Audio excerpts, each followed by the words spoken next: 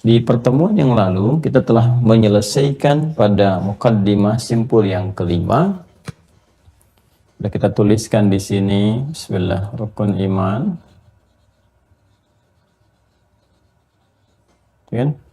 Dan simpulnya telah kita pelajari satu terkait dengan Allah. Kita sudah selesaikan dan segala hal yang terkait dengan pembahasan ini. Kemudian yang kedua juga tentang malaikat. Kita sudah tuntaskan, bahkan kontraknya terkait dengan setan pun telah kita bahas, asal-usulnya, cara kerjanya, akhir tragisnya, dan sebagainya.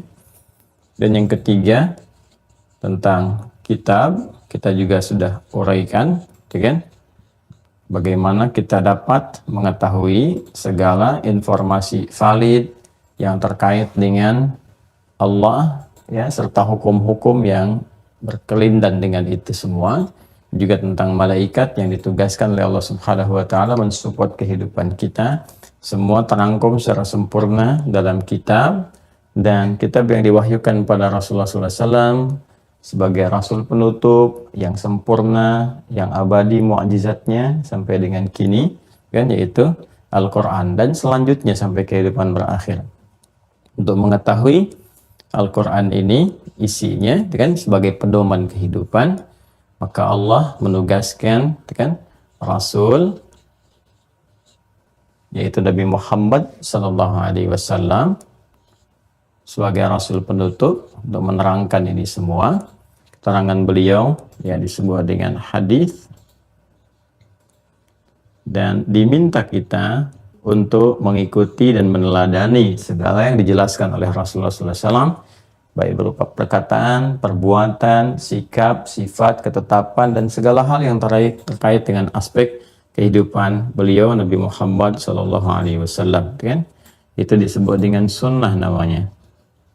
Ya, segala yang disandarkan pada beliau disebut dengan hadis, dan pola kita untuk mengikutinya, jejak hidupnya, setiap tapak tilasnya disebut dengan sunnah namanya. Ya kan? Maka ini yang penting kemudian kita ketahui, dan setiap terjadi pergantian generasi umat dari mulai Nabi pertama yaitu Adam alaihissalam, ya, belum ada umat, baru keluarga terdekat, lalu berketurunan, menyebar, terjadi kemudian perubahan-perubahan, dinamika dalam kehidupan, melahirkan umat yang tersebar-sebar. Di situ kemudian diutus mulai Rasul yaitu Nabi Nuh alaihissalam. Nah, setiap pergantian umat, generasi, bahkan diutus nabinya, selalu dilekatkan kitabnya, ya, masing-masing sesuai dengan keadaan umatnya, keadaan generasinya, dan seluruhnya berfungsi sebagai hudan, ya, pedoman berkehidupan. Nah, dengan ini semua diharapkan manusia seluruhnya tanpa kecuali di setiap generasi dapat maksimal dalam menunaikan tugasnya sebagai hamba Allah untuk beribadah. Wa ma khalaqtul jinna wal insa illa liya'budun. Quran surah ke-51 Adz-Dzariyat ayat 56. Juga demikian bisa dipandu dengan sempurna untuk menuntaskan misi khilafah di bumi, membangun, memakmurkan, menyukseskan, menghadirkan segala yang bermanfaat. Semua aspeknya ada di dalam hudan ini, berkesesuaian dengan karakteristik umat di setiap generasi, sehingga dengan itu dipastikan seluruh perangkat kehidupan, kebutuhan untuk menunaikan misi dengan sempurna telah tuntas, ya, diterangkan, disampaikan, bahkan disupportkan langsung oleh Allah Subhanahu wa taala, dengan tujuan mampu mengesahkan Allah Subhanahu wa taala, ya, sebagai gambaran dari kalimat la ilaha illallah, ya, kemudian juga memaksimalkan ibadah kita kepada Allah Subhanahu wa taala. Inilah yang terangkum dari kata Allah, kan? Ketika kita mengatakan Tuhanku adalah Allah, Tuhan seluruh semesta adalah Allah, maka dari kata ini kita harus membuktikan dua komitmen utama, yaitu la ilaha illallah, tidak menuhankan siapapun dan menafikan segala jenis yang dipertuhankan, dan menunjukkan semuanya kecuali hanya kepada Allah saja. Kepada Allah saja, kan? Lalu kita buktikan komitmen ini dengan beribadah kepada Allah. Nah, setelah ini ditugaskan para rasul, kemudian menerangkan pedoman ini, maka fungsi-fungsi rasul ini pun seperti saya sampaikan, ya di pertemuan-pertemuan yang lalu, itu nanti akan menjadi penegasan dari turunan-turunan ini. La ilaha illallah seperti di Quran surah ke-21 Al-Anbiya ayat 25, ya, dan gabungan dengan ibadahnya tegaskan kembali kemudian di Quran surah ke-16 An-Nahl ayat 36, ya kan? Nah, ini penegasan dari ini diutusnya Rasul. Kemudian yang paling penting juga ini akan menjadi saksi, ya kan? Semua Rasul tanpa kecuali akan menjadi saksi bagi ketaatan umatnya, bagi umat-umatnya yang mengikuti pedoman-pedoman yang dimaksudkan, siapa yang menyimpang dari itu, siapa yang mengikutinya, karena di setiap generasi ada rasulnya, setiap generasi ada nabinya. Nabi itu akan menjadi saksi sehingga tidak ada lagi nanti sifat-sifat yang menyimpang dari hamba, atau bahasa kekinian ngeles gitu kan, mencoba untuk berkelit ketika kembali kepada Allah, dimintai pertanggungjawaban tentang tugas risalah yang telah Allah tetapkan kepada setiap hamba, ya, khususnya kepada setiap manusia, untuk membawa misi suci satu risalah yang penting di bumi yang disebutkan di Quran surah ke-2 Al-Baqarah ayat 30, dan juga dalam rangka menjadikan semua ini sebagai ibadah kepada Allah. Quran surah ke-51 ayat 56, kan? Dan dijadikan semuanya ikhlas, kita usahakan ikhlas, artinya menuju semua karena Allah saja. Quran surah 98 ayat yang kelima. Nah, ini semua akan dikonfirmasi oleh seluruh nabi dan rasul yang bertugas di setiap generasi pergantian umat, ya, seperti ditegaskan di Quran surah keempat An-Nisa di ayat 165. Ya rasulan mubashirina wa mundzirin lialla yakuna 'alan nasi lialla yakuna lin-nasi 'ala Allahi hujjatun ba'da rusul, ya kan? Baik rasul-rasul ini, para rasul yang bertugas setiap pergantian umat generasi akan memberikan kabar-kabar gembira dengan petunjuk-petunjuk yang ada di dalam hudan, kitab-kitab yang dibawa, menunjukkan pada kemuliaan dan puncaknya raihan atas prestasi yang didapatkan oleh seorang hamba dan atau setiap hamba dalam mengimplementasikan misi-misi ini dengan mendapatkan rahmat Allah Subhanahu wa taala berupa kenikmatan-kenikmatan yang tiada terhingga yang disebut dengan surga itu, yang penuh dengan kenikmatan disebut dengan Jannatun Na'im. Ketika fungsi Rasul mubasyirin, maka berita gembiranya pun disampaikan juga seperti dikonfirmasi di Al-Quran surah kedua ayat 25. Wabasyiril ladina amanu, iman yang ini, wa amilus salihat yang ini, kan, annalahum jannatin tajri min tahtihal anhar. Jika sukses mereka menunaikan dua aspek ini, dua misi ini dalam kehidupan di muka bumi, kan, maka berikan kabar gembira, mereka pulang dengan keadaan bahagia, itu kan, bawa catatan kitab di tangan kanannya, kemudian akan kembali bersama orang-orang beriman jadi keluarga besar, jadi seorang hamba, itu kan, bahkan sebelum wafatnya pun dalam sakaratul maut disebut sifat penghambaannya, disebut sifat keridhaan Allahnya, dan disiapkan surga untuknya. Itu yang dimaksudkan di Quran surah 89 ayat 27 sampai dengan ayat 30. Ya ayyatuhan nafsul mutmainnah irji'i ila rabbiki radiyatan mardiyah fadkhuli fi ibadi. Ya kan? Konfirmasi semuanya ini. Kemudian wadkhuli jannati, ya kan? Nah, itu dikonfirmasi dengan surganya pula. Jadi sudah ada kabar gembira. Karena itu banyak sekali insan beriman yang sejati di ujung-ujung masa kehidupannya dalam sakaratul mautnya, ketika ditampakkan hasil dari kerja kerasnya, hasil dari kesabarannya, hasil dari ibadahnya, itu muncul raut kegembiraan, kebahagiaan, bahkan dalam suasana terbaik dia berpulang, gitu kan? Karena mendapatkan satu kebenaran dari apa yang telah dijanjikan dan sukses setelah menunaikan seluruh misi-misi dengan kerja keras, kesungguhan, dan keikhlasannya. Jadi dikonfirmasi. Kemudian juga mundzirin, mengingatkan, memberikan peringatan kalau kamu menyimpang resikonya akan seperti ini, kan? Karena itulah nanti di peringatan ini muncul berupa sifat-sifat, berupa sikap-sikap yang disebutkan ini jangan sampai terjadi, ini jangan sampai diikuti, Ini yang kemudian terefleksikan dalam bentuk larangan-larangan. Kalau mubasyirin tadi dalam bentuk perintah-perintah, perintah dan larangan, gitu kan? Nah, perintah, perintah. Kemudian mundzirin sifatnya larangan-larangan. Karena itu para ulama tafsir bahkan memberikan satu petunjuk yang sangat singkat, padat dan jelas bahwa isi kitab ini pada umumnya itu akan terklasifikasikan pada dua bagian utama. Ya, demikian pula pada penjelasnya berupa hadis, ya, keterangan-keterangan Nabi, Rasul, juga petunjuk yang diikuti. Ini terklasifikasikan atau terkristalisasikan pada dua bagian utama. If'al, ya kan, berupa perintah. Kemudian la taf'al, berupa larangan, ya. Larangan, do it and leave it, gitu kan. Perintah dan berupa larangan. Dua hal ini nanti akan menyulam apa yang disebut dengan takwa.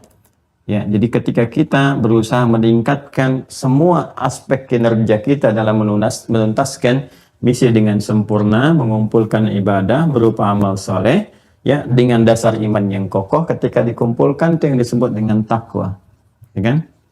Karena itu ulama kan mendefinisikan takwa itu secara singkatnya dengan menunaikan segala perintah Allah dan menjauhi segala larangannya.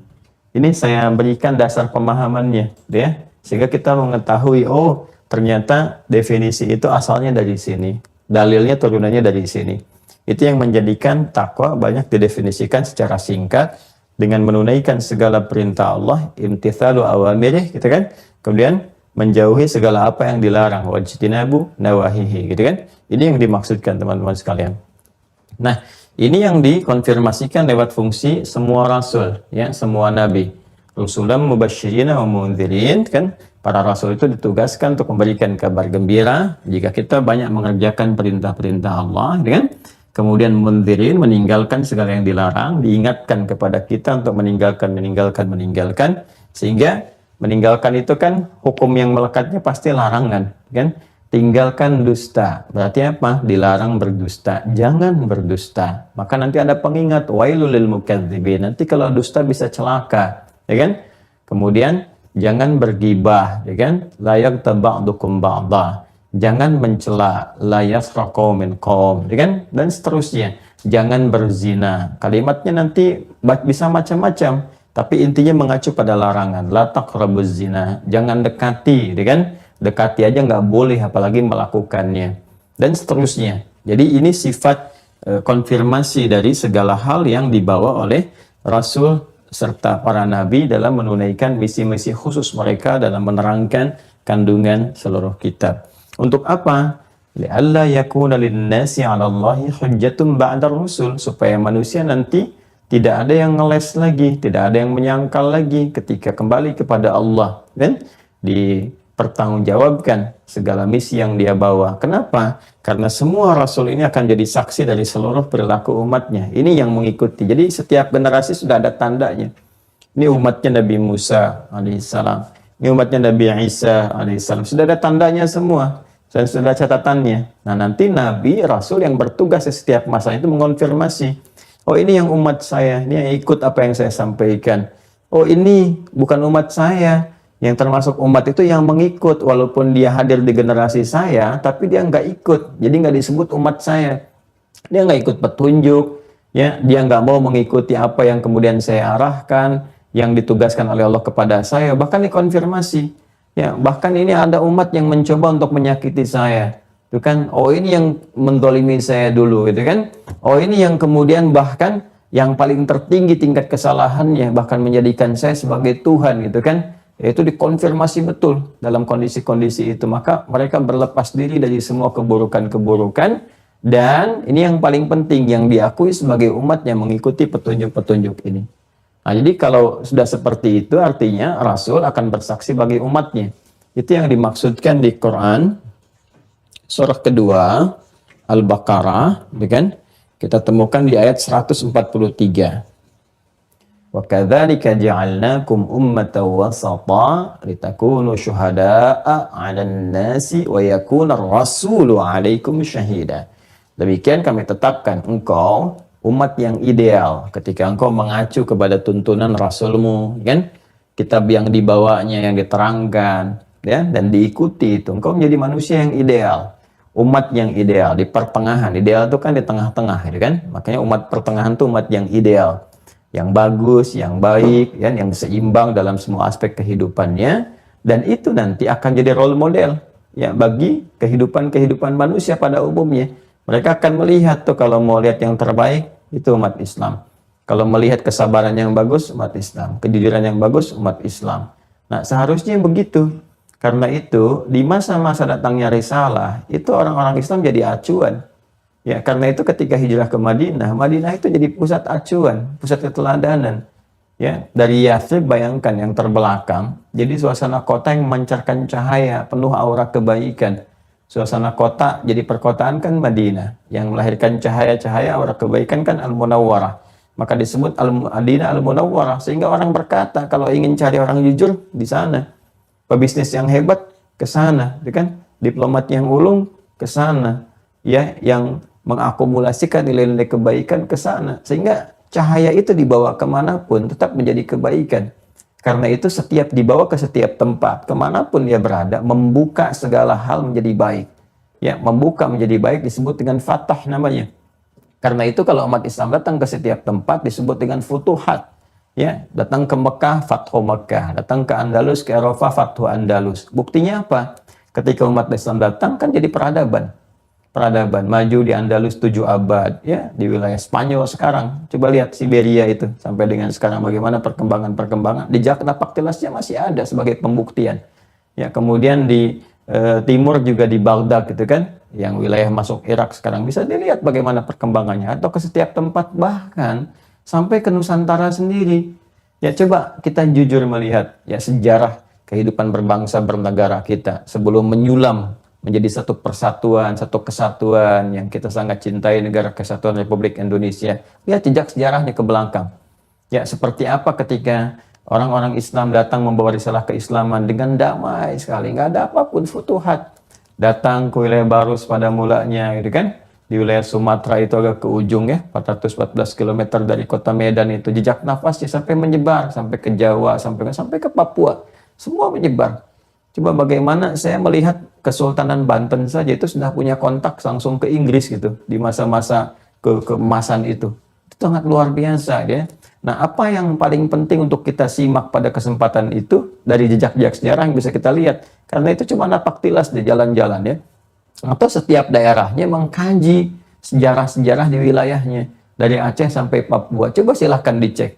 Yang saudara-saudariku, keluargaku yang ada di Aceh, coba cek. Kapan Islam masuk ke Aceh, bagaimana keadaannya, kemajuannya, dan sebagainya. Terus sampai ke Sumatera Baratnya, sampai ke selatannya, ke utaranya, terus apalagi di Jawa kan sudah banyak jejaknya juga, sampai ke Papua, pelajari itu semua.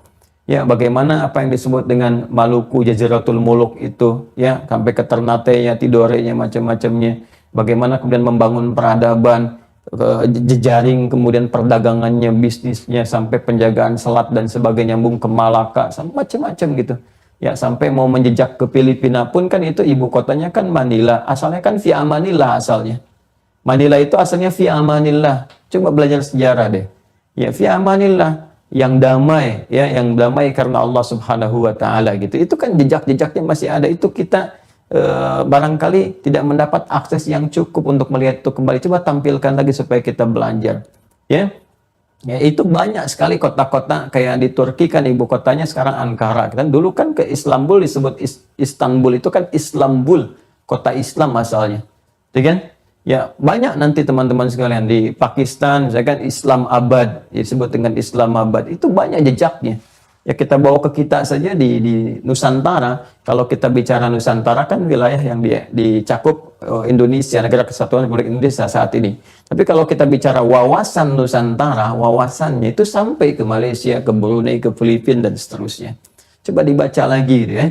Dibaca, dilihat, dan sebagainya. Dan kita menyadari kemanapun dibawa, itu selalu melahirkan kebaikan.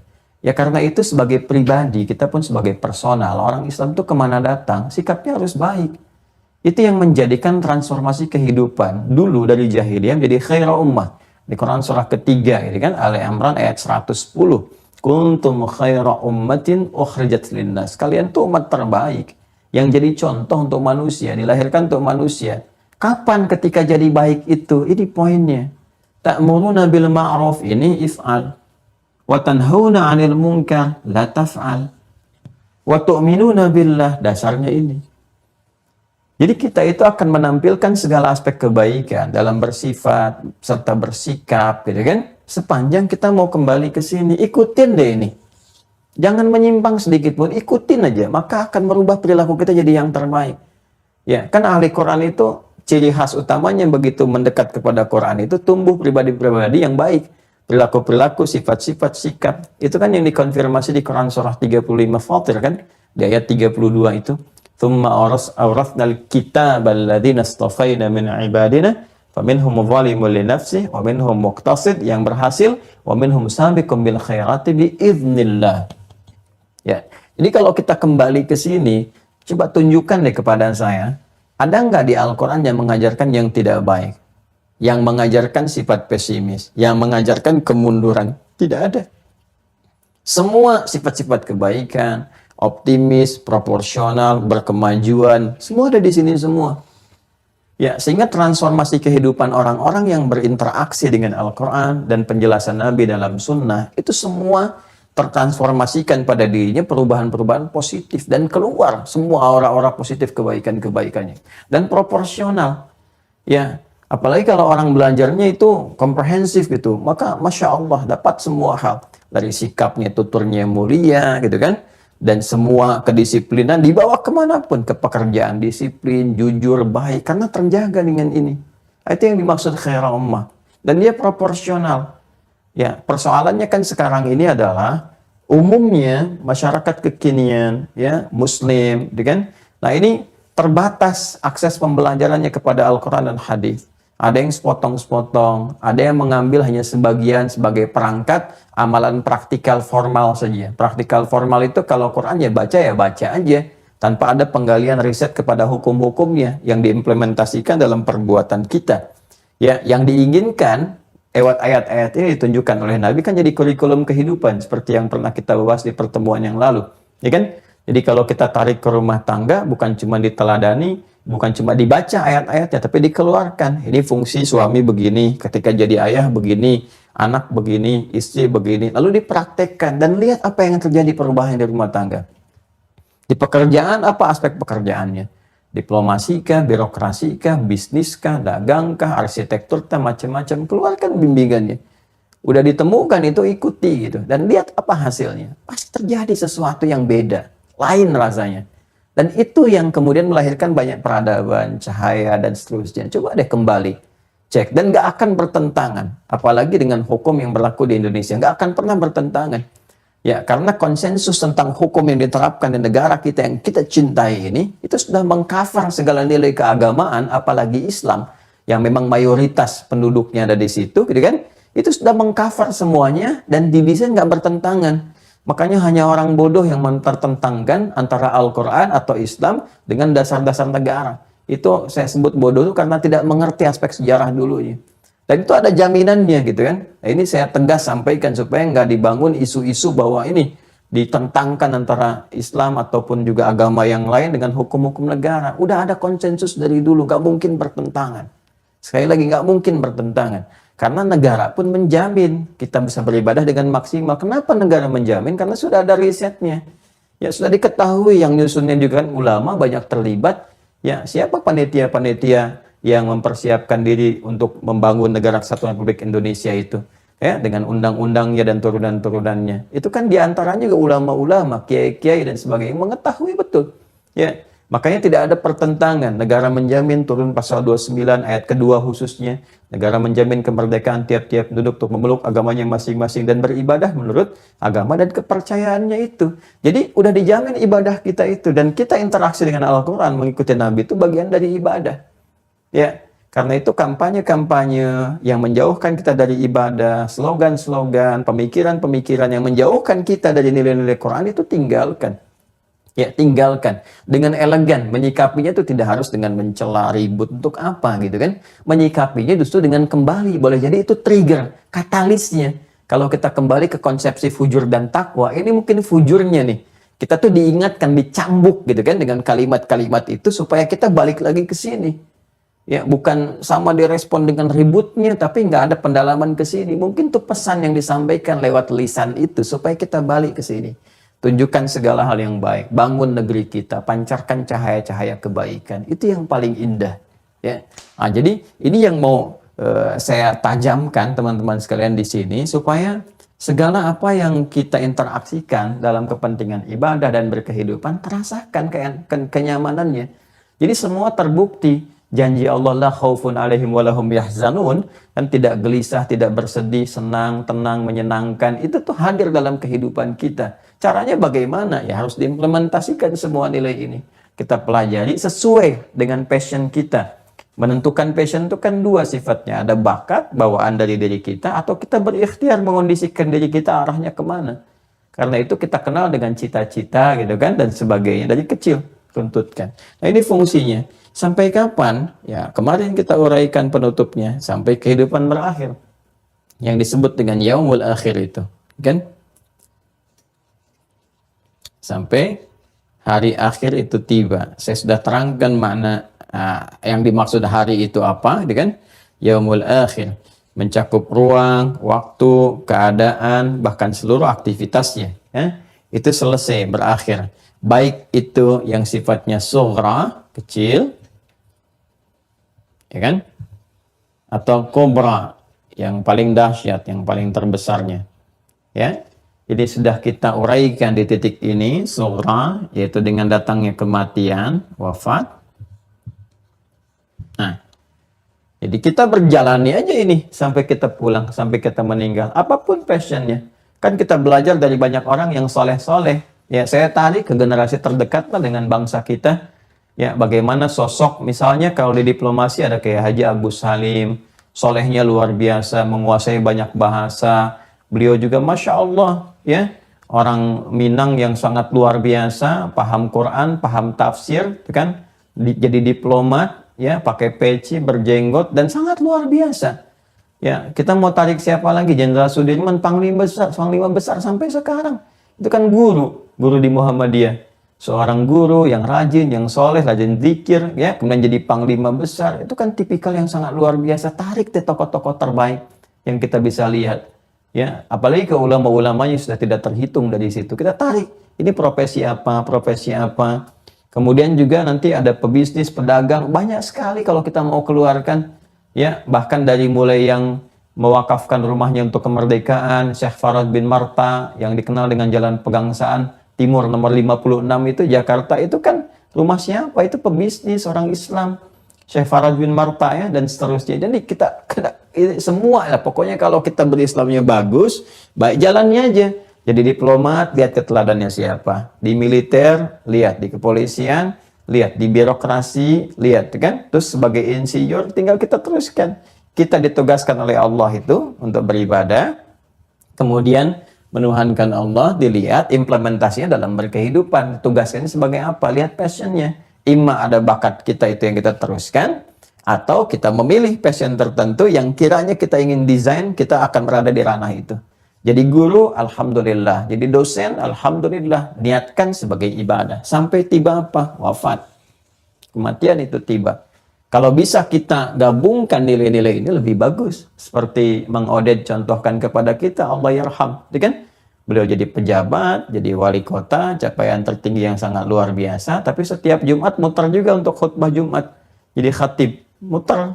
Jadi khatib. Dan puncaknya meninggalnya itu dalam aktivitasnya sebagai ibadah. Dan di hari terbaik, Jumat, waktu yang paling bagus, Jumatan di tempat terbaik, masjid di lingkungan orang-orang baik yang sedang ibadah. Ya, dan wafat dalam keadaan yang terbaik gitu. Jadi semua sesuai dengan passionnya masing-masing. Tinggal kita menggabungkan dan meniatkan itu sebagai bagian dari ibadah. Saya coba tarik ke yang terdekat supaya lebih terasakan dalam kehidupan kita. Kalau kita tarik jauh, biasanya hanya sebatas jadi gambaran, visualisasi, ya, tidak membuat sebuah motivasi yang lebih besar bahwa itu pun bisa hadir di lingkungan kita. Ya, mungkin ke depan saya ingin contohkan ulama-ulama besar kita saja dulu, ya. Ya, kalau Imam Syafi'i yang di luar, Imam Malik di luar geografis kita, maksudnya, itu kan contoh yang terbesar yang semua orang sudah tahu, sudah paham, sudah mengenal dengan baik. Ya, tapi kadang-kadang kita harus mengenal misalnya kan, ya contoh-contoh yang terbaik Syekh Yasin Al-Padangi, Syekh Mahfud At-Tarmasi, itu kan. Kemudian siapa lagi misalnya Syekh Ahmad Khatib Al-Minangkabawi, Syekh Abdul Somad Al-Palembangi, itu orang-orang yang Syekh Nawawi Al-Bantani sangat luar biasa. Bahkan jadi mufti di zamannya, dan bukan di sini muftinya. Ya, di Masjidil Haram Anda bayangkan, ya. Pengisi halaqah-halaqah, muridnya banyak dari berbagai belahan dunia. Kita punya daftar yang banyak tuh. Ya, punya daftar yang sangat banyak dari ulama-ulama kita itu. Jadi kita tinggal pilih di sisi mana sampai wafat nih. Ini aja. Ya, jadi dunia itu ya begitu. Kalau kita tidak meninggalkannya duluan, wafat, atau dia yang meninggalkan keseluruhannya. Tanpa kecuali kehidupan berakhir. Karena yaumul akhir itu semua berakhir kegiatan. Imma yang sobra ini atau yang kobra hadir. Nah, kemarin kita selesaikan yang di sini yang sobra. Sekarang bagaimana dengan yang kobra? Saat itu terjadi, ya kan? Seperti apa kejadiannya? Bagaimana situasinya, ya kan? Kemudian pasca itu apa turunan-turunannya, apa saja yang terjadi setelah itu, sampai ke titik tertinggi yang fungsi Rasul yang ini, mubasyirin au munzirin. Mubasyirin, berita kabar gembira, kan puncaknya dengan surga itu. Munzirin, yaitu yang kenestapaan yang dengan neraka itu yang telah kita bahas sebelum-sebelumnya, kan harus sampai ke situ kalau kita mau konkret pembahasannya, itu kan? Dan kalau kita mau bertanya referensi mana yang menerangkan tentang itu, nggak ada yang lain. Kecuali apa? Kecuali yang disampaikan oleh Sang Pencipta. Karena yang mencipta semuanya, itu yang paling tahu. Ya, untuk menguji kebenaran Sang Pencipta, Tuhan yang sesungguhnya, yang kita tegaskan semua mengarah kepada Allah, itu kan harus diuji. Salah satu mengujinya bagaimana? Ya, di kitab yang disampaikan sebagai firman-Nya. Karena itu saya sering katakan, kalau kita ingin menguji kebenaran agama kita, lihat apa yang disampaikan dalam kitabnya yang dibawa. Misalnya Al-Quran, cek. Ada nggak turunan berkehidupan yang menyampaikan semua jalur kehidupan kita secara sempurna, detail, dan semua saling terintegrasi, ya. Semua saling menyatu informasinya, mengonfirmasi satu dengan yang lainnya.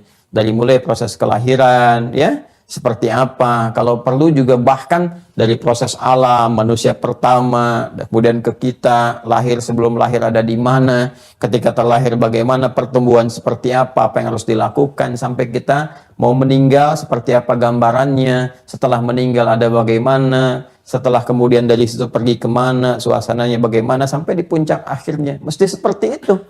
Ya, untuk memperjelas apa sih fungsinya kita ada di muka bumi ini, kita mau ngapain, setelah itu bagaimana. Ya kan? Dan menunjukkan kasih dan pembuktian kebenaran ketuhanan itu, ya, ketuhanan sifat ilahiyatnya, kan mesti ada rububiyat, perawatan, perhatian lewat alam sebagai tanda, kita memanggilnya lewat asma wa sifat dan sebagainya, wujud, qidam, baqo, dan seterusnya.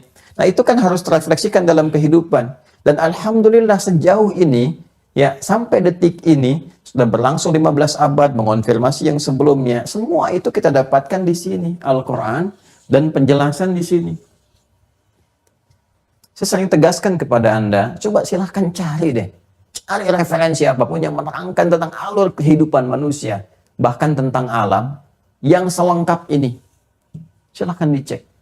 Yang ngasih bimbingan dari bangun tidur sampai tidur kembali. Dan bukan rekayasa manusia, bukan dibuat-buat manusia, begini. Tidak, semuanya bimbingan wahyu. Yang nggak bisa disamai. Nggak bisa orang bikin ayatnya sama dengan yang ini misalnya. Nggak bisa orang menyampaikan informasi yang akan datang terjadi, begini detailnya diketahui, disampaikan dengan jelas. Bahkan menstimulus ya, otak kita untuk bisa meriset sehingga kita pun bertambah pintar. Mengkaji lagi, menganalisis. Coba silahkan cari. Dari bangun tidur sampai tidur lagi menjelaskan itu semua. Nggak ditemukan. Terus sampai sejauh itu disampaikan ke kita belum yakin tentang kebenarannya. Dan belum termotivasi untuk menggalinya. Karena itu satu-satunya mukjizat di Rasulnya yang bertahan sampai kehidupan berakhir. Itu cuma mukjizat Nabi Muhammad SAW. Semua Nabi yang lain mukjizatnya selesai. Wafat Rasulnya selesai mukjizatnya. Karena memang risalahnya sampai situ saja. Saya tanya kepada Anda misalnya, tongkatnya Nabi Musa di mana sampai sekarang? Anda akan temukan. Itu kan? Atau mukjizat Nabi Isa alaihissalam yang melekat sampai sekarang yang hadir. Kitabnya pun nggak dijamin abadi. Ya. Nabi Musa alaihissalam ditemukankah kitabnya sampai sekarang? Tidak. Dengan ya, kemudian siapa lagi? Nabi Ibrahim mana suhufnya? Nggak akan ditemukan. Ya Isa alaihissalam, Yesus Mesias, ditemukan sampai sekarang mukjizatnya? Tidak. Ya kan? Kitabnya bagaimana? Silahkan cari, nggak akan ditemukan. Yang ada hanya komentar, catatan-catatan atas itu pun juga nanti ya banyak sekali perdebatan-perdebatannya. Nabi Muhammad SAW ketika diutus menjadi Rasul, karena beliau Rasul penutup yang sempurna, risalahnya abadi untuk semua manusia. Karena itu, mukjizat terbesarnya harus bertahan terus sebagai bimbingan kehidupan manusia. Ya, apa mukjizat terbesarnya? Al-Quran. Al-Quran kan mukjizat Nabi Muhammad. Wahyu yang diturunkan kepada beliau. Pembuktian kebenaran Nabi Muhammad sebagai Rasul, pembuktian terbesarnya kan ini. Ya, kalau yang sifatnya fisikal, material, macam-macam, itu sifatnya seketika aja, sementara aja, untuk meyakinkan, meneguhkan kepada jiwa, supaya nggak ada yang menantang dan melebihi sifat-sifat mukjizat itu, dan menetapkan kerasulan pada saat itu. Itu kan, makanya disebut dengan dahsyah. Mukjizat itu sifatnya da'sah li'ijaz, untuk melemahkan orang-orang mau klaim atau menantang, maka dimunculkan seketika aja. Tongkatnya Nabi Musa seketika aja. Nabi Muhammad misalnya, dengan izin Allah, kan membelah rembulan, kemudian menghadirkan makanan bisa bertambah di waktu itu saja, atau zat yang lain pada seketikanya. Tapi terbesarnya apa? Wahyu, membuktikan kebenaran risalah itu wahyu yang turun, pedoman hidup yang disampaikan. Ini hudannya. Ini yang terbesarnya. Yang dulu-dulu selesai, mukjizat Nabi Muhammad sampai sekarang bertahan dan terus berkehidupan kita, ya, ini akan terus ada sampai kita wafat, selesai, kehidupan manusia semuanya selesai, sampai kembali kepada Allah. Ini diantara yang terbesar membuktikan kebenaran risalah Muhammad SAW, Al-Quran. Sampai sekarang. Jadi jangan hanya dipahami sebagai kitab. Ya, ingat, mukjizat. Mukjizat. Mukjizat itu apa? Untuk bisa mengonfirmasi kebenaran risalah. Karena itu kan benar semua. Apa yang mau kita cari tentang kelemahan? Gak akan ditemukan. Benar semua, ini Rasul. Mukjizat masih ada. Bandingkan dengan yang lain. Ya, dan semua dikonfirmasi di ayat ini. Nah, kalau kita sudah sadar ini mukjizat, ini pedoman, ya kan? Kebenaran risalah. Oh, ini benar. Dari 15 abad nggak tergoyahkan statusnya. Ini pun benar. Terus sampai dengan ke depan. Artinya apa? Apa yang disampaikan di sini pun semua mengandung unsur kebenaran.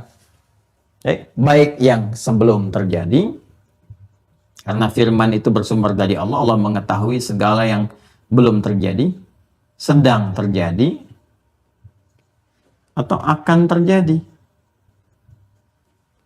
Ya kan? Ya kan? Past, present, ya, future, atau bahkan continuous, yang berlangsung terus sampai dengan akan terjadi. Sebelum terjadi di masa Nabi, dikonfirmasi, diceritakan bahkan tentang penciptaan alam semesta, tentang turunnya Adam, keadaan sebelum Adam turun bagaimana, ya kan? Sampai nabi-nabi sebelum Nabi Muhammad, sampai ke Nabi Isa, mengonfirmasi sebelum Nabi Muhammad dan Nabi Isa, risalahnya ini terus sampai ke atasnya. Ya, kisah tentang Nabi Sulaiman, Nabi Daud, ya kan? Terus ke atasnya terus. Bahkan keluarga Nabi Isa dijelaskan kemuliaannya, tentang Maryam, Bunda Maria, ada surat Maryam, ya, tentang keluarga besarnya Imran, ya, terus ke atas sampai ke Nabi Musa disebutkan, Nabi Ibrahim disebutkan, ya, siapa lagi misalnya ke atas terus Nabi Ayub bagaimana, Yunus bagaimana, sampai ke Nabi Nuh alaihissalam, sampai ke Nabi, dikonfirmasi semua tuh. Siapa yang menjelaskan itu bisa dengan sempurna? Dari mana akses Nabi Muhammad bisa menjelaskan semua itu? Nggak mungkin kecuali wahyu. Sedang di era beliau dijelaskan tuntunan berkehidupan seperti apa, seperti apa, seperti apa. Akan menyampaikan hal-hal yang terjadi kemudian. Dan itu selalu sifatnya selaras dengan apa yang dialami. Ya, surat Ar-Rum itu kan surah 30, pembukanya jelas sekali. Alif Lam Mim, ghulibatir Rum. Romawi yang hebat tuh, yang dahsyat, punya imperium besar itu disampaikan, ini akan kalah nih. Di satu tempat nih, tempatnya disampaikan isyaratnya begini ciri-cirinya. Tapi setelah itu nggak akan lama, mereka akan menang lagi. Terjadi setelah itu. Terus ada yang sifatnya ilmiah, riset-riset. Ada yang aspeknya di biologi, di kedokteran, di medis, sampai antariksa. Semua terbukti. Ada semua. Ini. Nah, jadi apa artinya? Artinya, yang sebelum aja terjadi benar, diriset oleh sejarah ditemukan, jejak-jejaknya ketahuan, semua jelas dibuktikan. Yang kisah Nabi Ibrahim ketika mengonfirmasi, kalau kita buka Al-An'am itu kan, teman-teman sekalian, ya, kalau kita kembali ke surah Al-An'am dari ayat 75, 76, 77 dan seterusnya, ketika Nabi Ibrahim itu ingin memastikan dan mendialogkan tentang aspek teologis kepada umatnya, yang pernah saya singgung di awal-awal jumpa kita ketika kita bicara tentang teologis, itu kan, itu disebutkan falamma janna alaihi lailu ra'a kaukaba, ketika malam telah tiba, itu kan, Nabi Ibrahim melihat kemudian apa yang terjadi? Benda-benda langit. Ya, kaukab itu nanti makna umum untuk semua benda di langit. Kadang dimaksudkan kepada planet, kadang-kadang juga asteroid, kadang-kadang juga bintang gemintang. Kalau ingin bintangnya khusus sebut dengan najm, ya kan? Jamaknya disebut dengan nujum. Tapi kalau sudah kaukab, jamaknya kawakib, itu benda yang ada di langit, ya kan?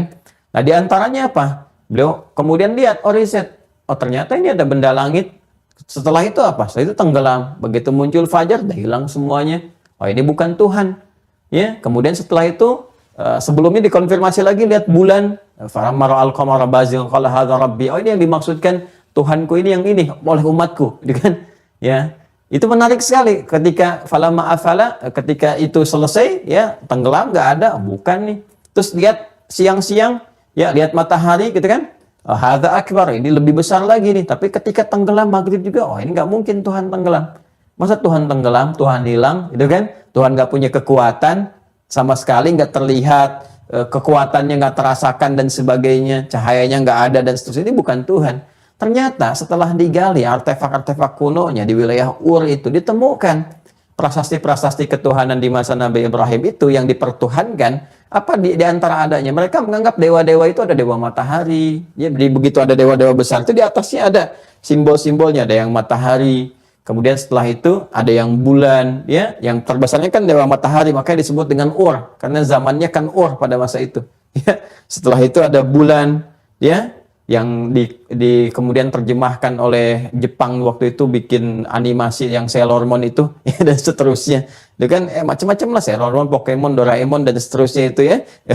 Kemudian setelah itu kan ada yang Jupiter kan, digambarkan benda langitnya itu, ya, ada planet, ada macam-macam. Itu dikonfirmasi di mana? Al-Quran menjelaskan, cek di kitab-kitab lain. Hanya bercerita tentang patung, tentang ini dan sebagainya. Tapi detail di Al-Quran diberi isyarat, dan pembuktiannya 15 abad kemudian. Nah, apa hubungan dengan ini? Saya ingin katakan begini sebelum kita membahasnya. Yang dulu terbukti, yang di masa era Nabi terbukti, yang masih berjalan pun sampai sekarang terbukti. Kalau semua ini terbukti, artinya 100% kebenarannya. Kalau sudah 100% kebenarannya, maka semua yang disampaikan pun pasti benar. Dan artinya apa? Apa yang disampaikan kemudian pun pasca kematian, pasca alam kubur, barzah, pasti benar adanya. Karena itu segala aspek yang terkait dengan akhir disebut dengan akhirah. Segala aspek yang terkait dengan akhir disebut dengan akhirah. Pakai tak yang saya jelaskan kemarin, al-akhirah. Kalau sudah ini berakhirnya, ini segala hal yang terkait dengannya. Kalau sudah pakai tak, itu pakai sifat, pakai keadaan. Ada apa, bagaimana suasananya, kan akhirnya seperti apa, dan sebagainya, itu sudah pakai akhirat namanya. Pakai tak ujungnya. Ini perbedaan antara akhir dengan akhirat. Ini menunjuk kepada waktu berakhirnya, selesai, keadaan selesai. Yang terjadi pada keadaan ini, saat ini terjadi ini, bagaimana sifatnya, keadaannya, itu kan gambaran-gambarannya pakai tak di sini. Dapat apa, ujungnya bagaimana, kejadian dasarnya bagaimana, pakai tak. Ya, karena itu ketika dikaitkan dengan aspek yang terbesar yang akan terjadi kemudian waktu, yang kita belum ketahui sama sekali, itu jadi penantian semuanya, itu didahului dulu dengan ini. Kenapa? Supaya tumbuh keyakinan besar bagi kita. Oh, kalau kemarinnya kejadian benar, dengan yang dulunya benar, sekarang benar, terus terbukti semua yang disampaikan benar, kesana pun nggak akan ragu, pasti benar. Karena itu levelnya dinaikkan ketika bicara tentang akhirat, levelnya langsung disampaikan kata yakinnya, kata yakinnya. Jadi kalau di sini kita masih bicara tentang imannya, yakin tanpa ragu, yakin tanpa ragu, yakin tanpa ragu. Tapi ketika bicara tentang akhirat, kalimatnya berubah jadi akhirat, keluar kata yakinnya langsung, sekaligus untuk memberikan kesan kepada kita yang dulu aja udah benar, terbukti kebenarannya. Maka yang sekarang kurang apa lagi kamu harus yakin? Yakinkan betul pada jiwamu. Karena itu ketika bicara akhirat, pakai tak, yakinnya muncul. Quran surah kedua ayat keempat. Quran surah Al-Baqarah ayat 4. Lihat ujung ayatnya. Ya. Wabil akhirati hum yuqinun. Kata yakinnya muncul. Sebelumnya kan iman kan? Dari Al-Baqarah ayat 3-nya alladzina yu'minuna bil ghaib, masih iman. Wa yuqimunas salata wa mimma razaqnahum yunfiqun, kan? Walladzina yu'minuna bima unzila ilaika, Al-Qur'an, masih pakai iman kan? unzila ilaik wa ma unzila min qablik, konfirmasi kitab-kitab sebelumnya. Wa bil akhirah, ketika bicara tentang ini, hum yuqinun. Nah, kenapa ini penting saya sampaikan sebelum mengurai yang ini? Supaya ini tertanam dulu dalam jiwa kita. Pasti terjadi nih. Ini akan ada begini nih. Kalau kita sudah yakin yang belumnya betul, ini pasti akan begini. Kalau kita sudah yakin betul, maka menerima penjelasannya akan berbeda cara menangkapnya. Dengan sekedar kita tidak menghadirkan keyakinan ini secara paripurna, nanti hanya jadi kisah aja. Jadi cerita aja. Nggak memberikan sebuah dampak pada diri kita untuk menyiapkan diri. Kalau begini nanti saya gimana, gitu kan? Seperti apa keadaannya? Nah, ini yang coba kita akan uraikan nanti. Nah, ini mukadimahnya. Sekarang kita masuk pada inti-intinya. Baik ya? Sekarang yang kumrohnya, yang terbesarnya, apa yang akan terjadi? Coba. Ya, suasana seputar ini. Apa yang terjadi? Baik. Kita coba baca kitab dulu ya. Nanti setelah itu saya akan ringkaskan supaya saya ingin tunjukkan ada beberapa bagian-bagian yang terkonfirmasi. Untuk pengantar saja. Setelah itu nanti saya terangkan lagi. Nanti isi kitabnya saya terangkan secara utuh dengan cara yang cepat ya. Bismillah. Halaman 260 ya. Yang sudah mendownload teman-teman, boleh silahkan, gratis kok downloadnya. Ya, nggak ada apa-apa, kita sampaikan secara terbuka. Kalau mungkin masuk teman-teman yang belum terhubung dengan Mira, cara masuknya kan lewat Wah Corner. Itu ada infak hanya untuk paket teman-teman saja, buku panduan dan sebagainya. Karena itu kan dicetak dan akan diteruskan kembali untuk bisa lebih bermanfaat gitu kan untuk semuanya. Nah, itu silahkan. Setelah itu pembelajarannya nggak ada yang bayar. Zoom-nya kami bayarkan sendiri ya. Kemudian juga kita nggak ada iuran, nggak ada apapun, termasuk fasilitas belajar. Kalau ada hal-hal yang kita sampaikan berupa seperti ini misalnya penjelasan kitab sebagainya, nggak ada biaya sedikit pun ya. Kita betul-betul ingin mendesain pembelajarannya tersampaikan dengan baik. Bahkan di Mira pun, di Mira itu kita nggak adsan, nggak ada apapun karena memang arahnya hanya untuk belajar. Silahkan saja gitu ya. Jadi nanti ketika Anda masuk ke YouTube Mira, masuk ya, silahkan pelajari sepenuhnya dari situ, dari awal sampai akhirnya. Kita tidak ada hal-hal yang diarahkan untuk kepentingan dengan duniawi di situ. Nah, ada tengah ya di sini 260 sebelah kanan tuh ada yang tengah-tengahnya mafhumul yaumil akhir. Mafhumul yaumil akhir, gitu kan? Pengertian hari akhir, gitu kan?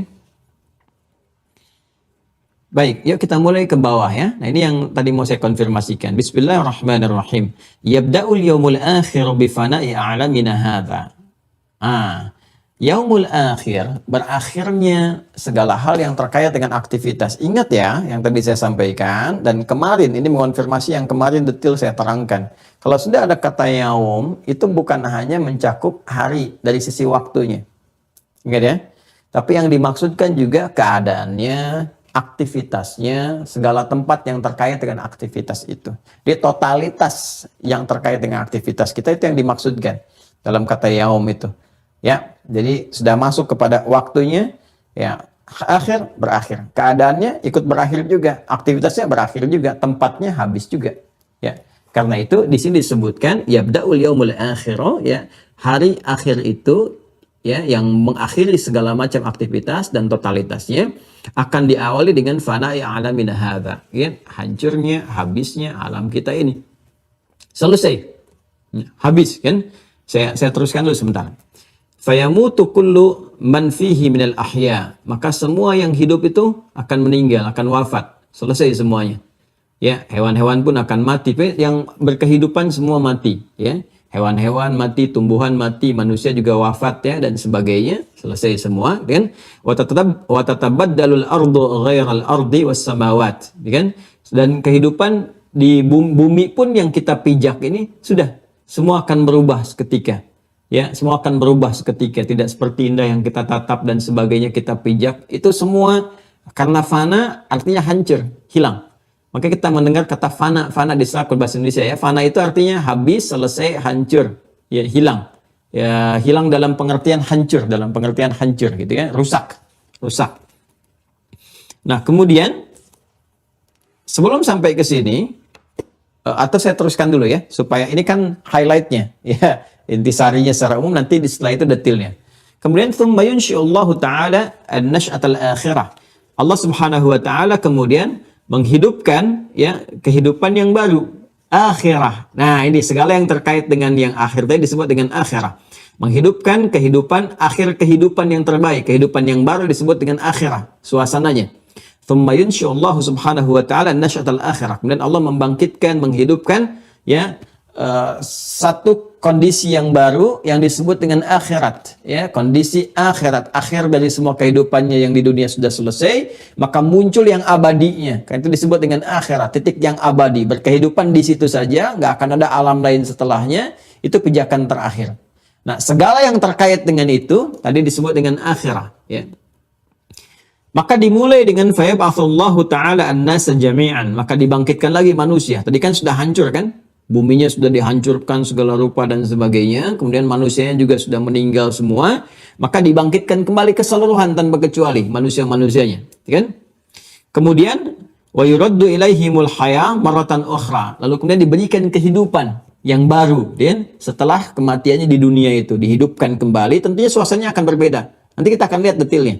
Ya, suasananya akan berbeda, ya, seperti tidak sama dengan apa yang dia alami saat kehidupan di bumi yang kita pijak dengan sifatnya dunia. Wa ba'dal ba'thi, kan? Dan setelah dibangkitkan itu, jadi hancur semua, dibangkitkan kemudian. Nah, setelah bangkit itu dikumpulkan semuanya, wa ba'dal ba'thi, setelah kebangkitan itu, yuhasibullahu ta'ala kulla fardin ala ma'amila min khairin aw syarrin, maka dihisab. Dipertanggungjawabkan, mengonfirmasi misi yang telah lama kita bahas, mengonfirmasi misi, kan, yang telah dibawa oleh setiap hamba dalam berkehidupan di bumi. Ingat ya, kalau kita kembalikan ke Quran surah kedua Al-Baqarah ayat 30 itu kan, ya, ketika manusia sudah berkehidupan ditugaskan misinya kan di bumi. Ya, wa idz qala rabbuka lil malaikati inni ja'ilun fil ardi bukan fis sama. Ya, jadi kehidupan di bumi ini membawa misi. Apa misinya? Khalifah, jadi khalifah. Ya, di muka bumi ini, ya, khalifah sudah saya terangkan, yang menggantikan tugas-tugas ya, sebelumnya yang telah diemban oleh makhluk yang lain untuk membawa kemakmuran, kemanfaatan, kesuksesan, kebaikan, dan kehidupan itu pun saling menggantikan. Dan semua diniatkan sebagai apa? Sebagai ibadah. Quran surah ke-51 ayat 56. Wa ma khalaqtul jinna wal insa illa liya'budun. Wa ma khalaqtul jinna wal insa illa liya'budun. Tugasnya ibadah. Dan ditugaskan ibadah itu tertuju pada siapa? Allah. Konfirmasi di Quran surah 98. Ya, Al-Bayyinah ayat kelima. Wa ma umiru illa liya'budullaha mukhlishina lahuddin. Jadi setelah selesai, ada yang meninggal, wafat, ya, atau alamnya semua berakhir. Habis, fana. Semua fana, ya, hancur, habis, selesai, meninggal semuanya, dibangkitkan lagi. Maka disebut dengan al-ba'ats. Al-ba'ats. Nah, nanti ini akan ada hal-hal terkait yang saya akan detilkan. Begitu setelah kemudian dibangkitkan kembali, dikumpulkan, baru kemudian Allah meminta pertanggungjawaban. Ya, disebut dengan hisab. Yuhasibullahu ta'ala kulla fardin, gitu kan? Maka Allah Subhanahu wa taala menghisab, meminta pertanggungjawaban atas misi yang telah dijalani oleh setiap hamba saat berkehidupan di bumi itu, gitu kan?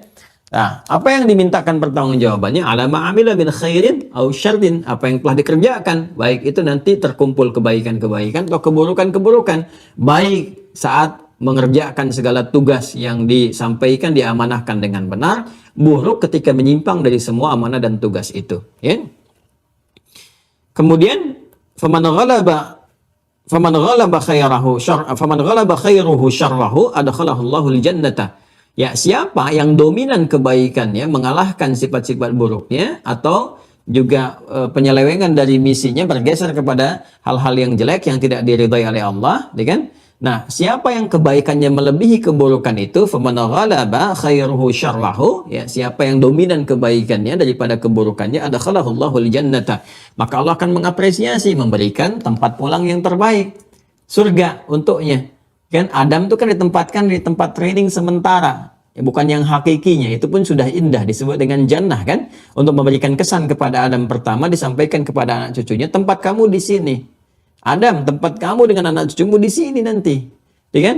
Ya, cuman keindahannya nggak sama dengan yang pernah Adam tempati, karena di situ masih ada ujian. Surga kita nanti nggak ada ujian lagi, karena itu tempat sementara untuk menunjukkan kesan, ya kan? Nanti tempat kita kembali nggak ada ujian lagi, nggak ada ibadah lagi, nggak ada larangan lagi, semuanya semua kenikmatan-kenikmatan. Ya, jadi ujian tuh cuma di sini, tenang aja sebentar, nanti udah meninggal nggak ada ujian lagi. Nggak ada orang masuk kubur masih disuruh sholat.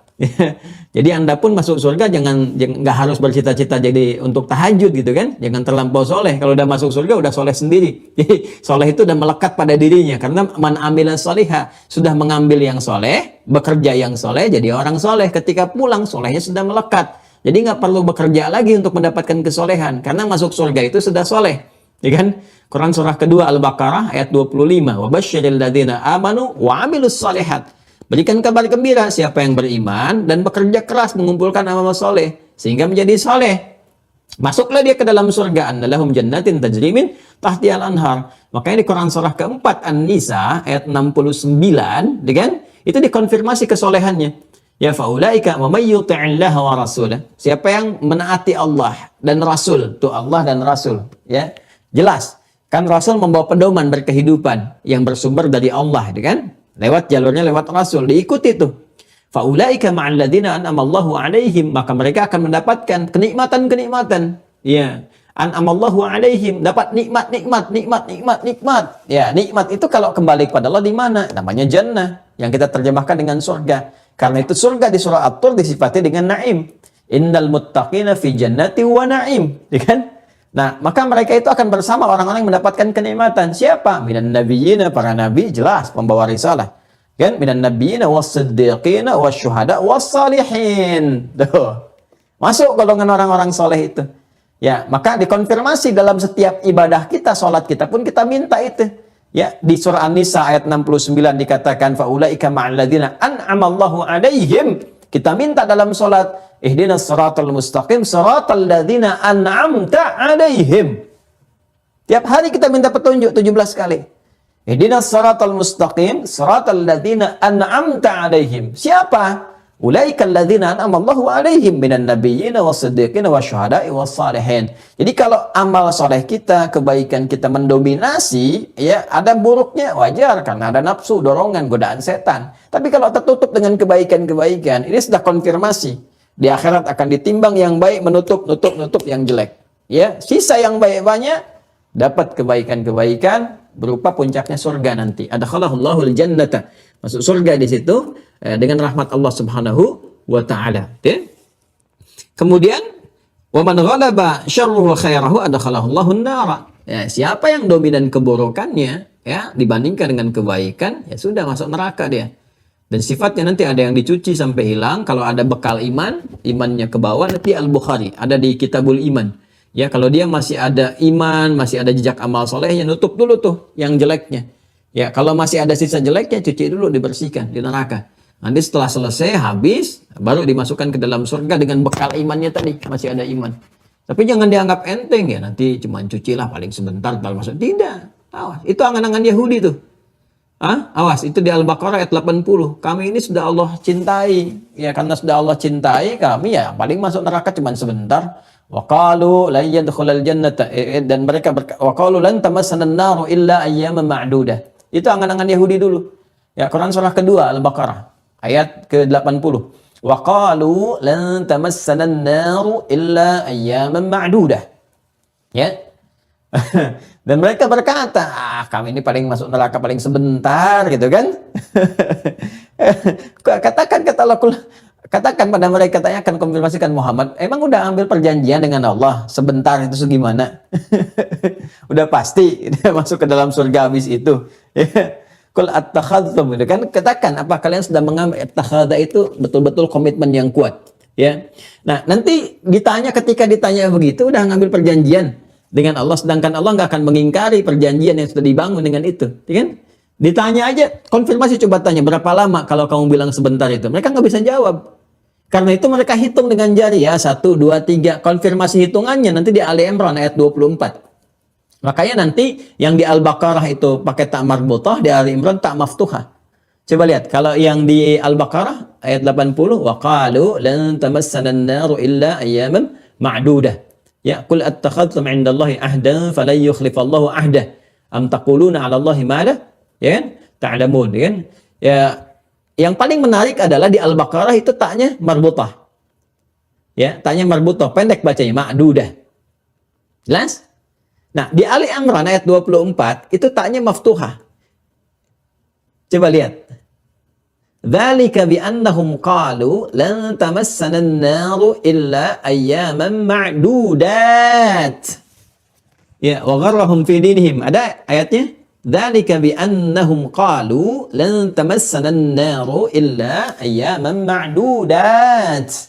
Ada ya? Itu pakai alif, kemudian ta marbutah. Itu mengonfirmasi yang Al-Baqarah ayat 80. Jadi ketika Al-Baqarah 80 itu ditanya, mereka masih ngambang. Paling sebentar. Berapa sebentarnya itu? Mereka coba hitung ya, paling 1, 2, 3, 4, 5 hari lah gitu. Itu tuh. Ya.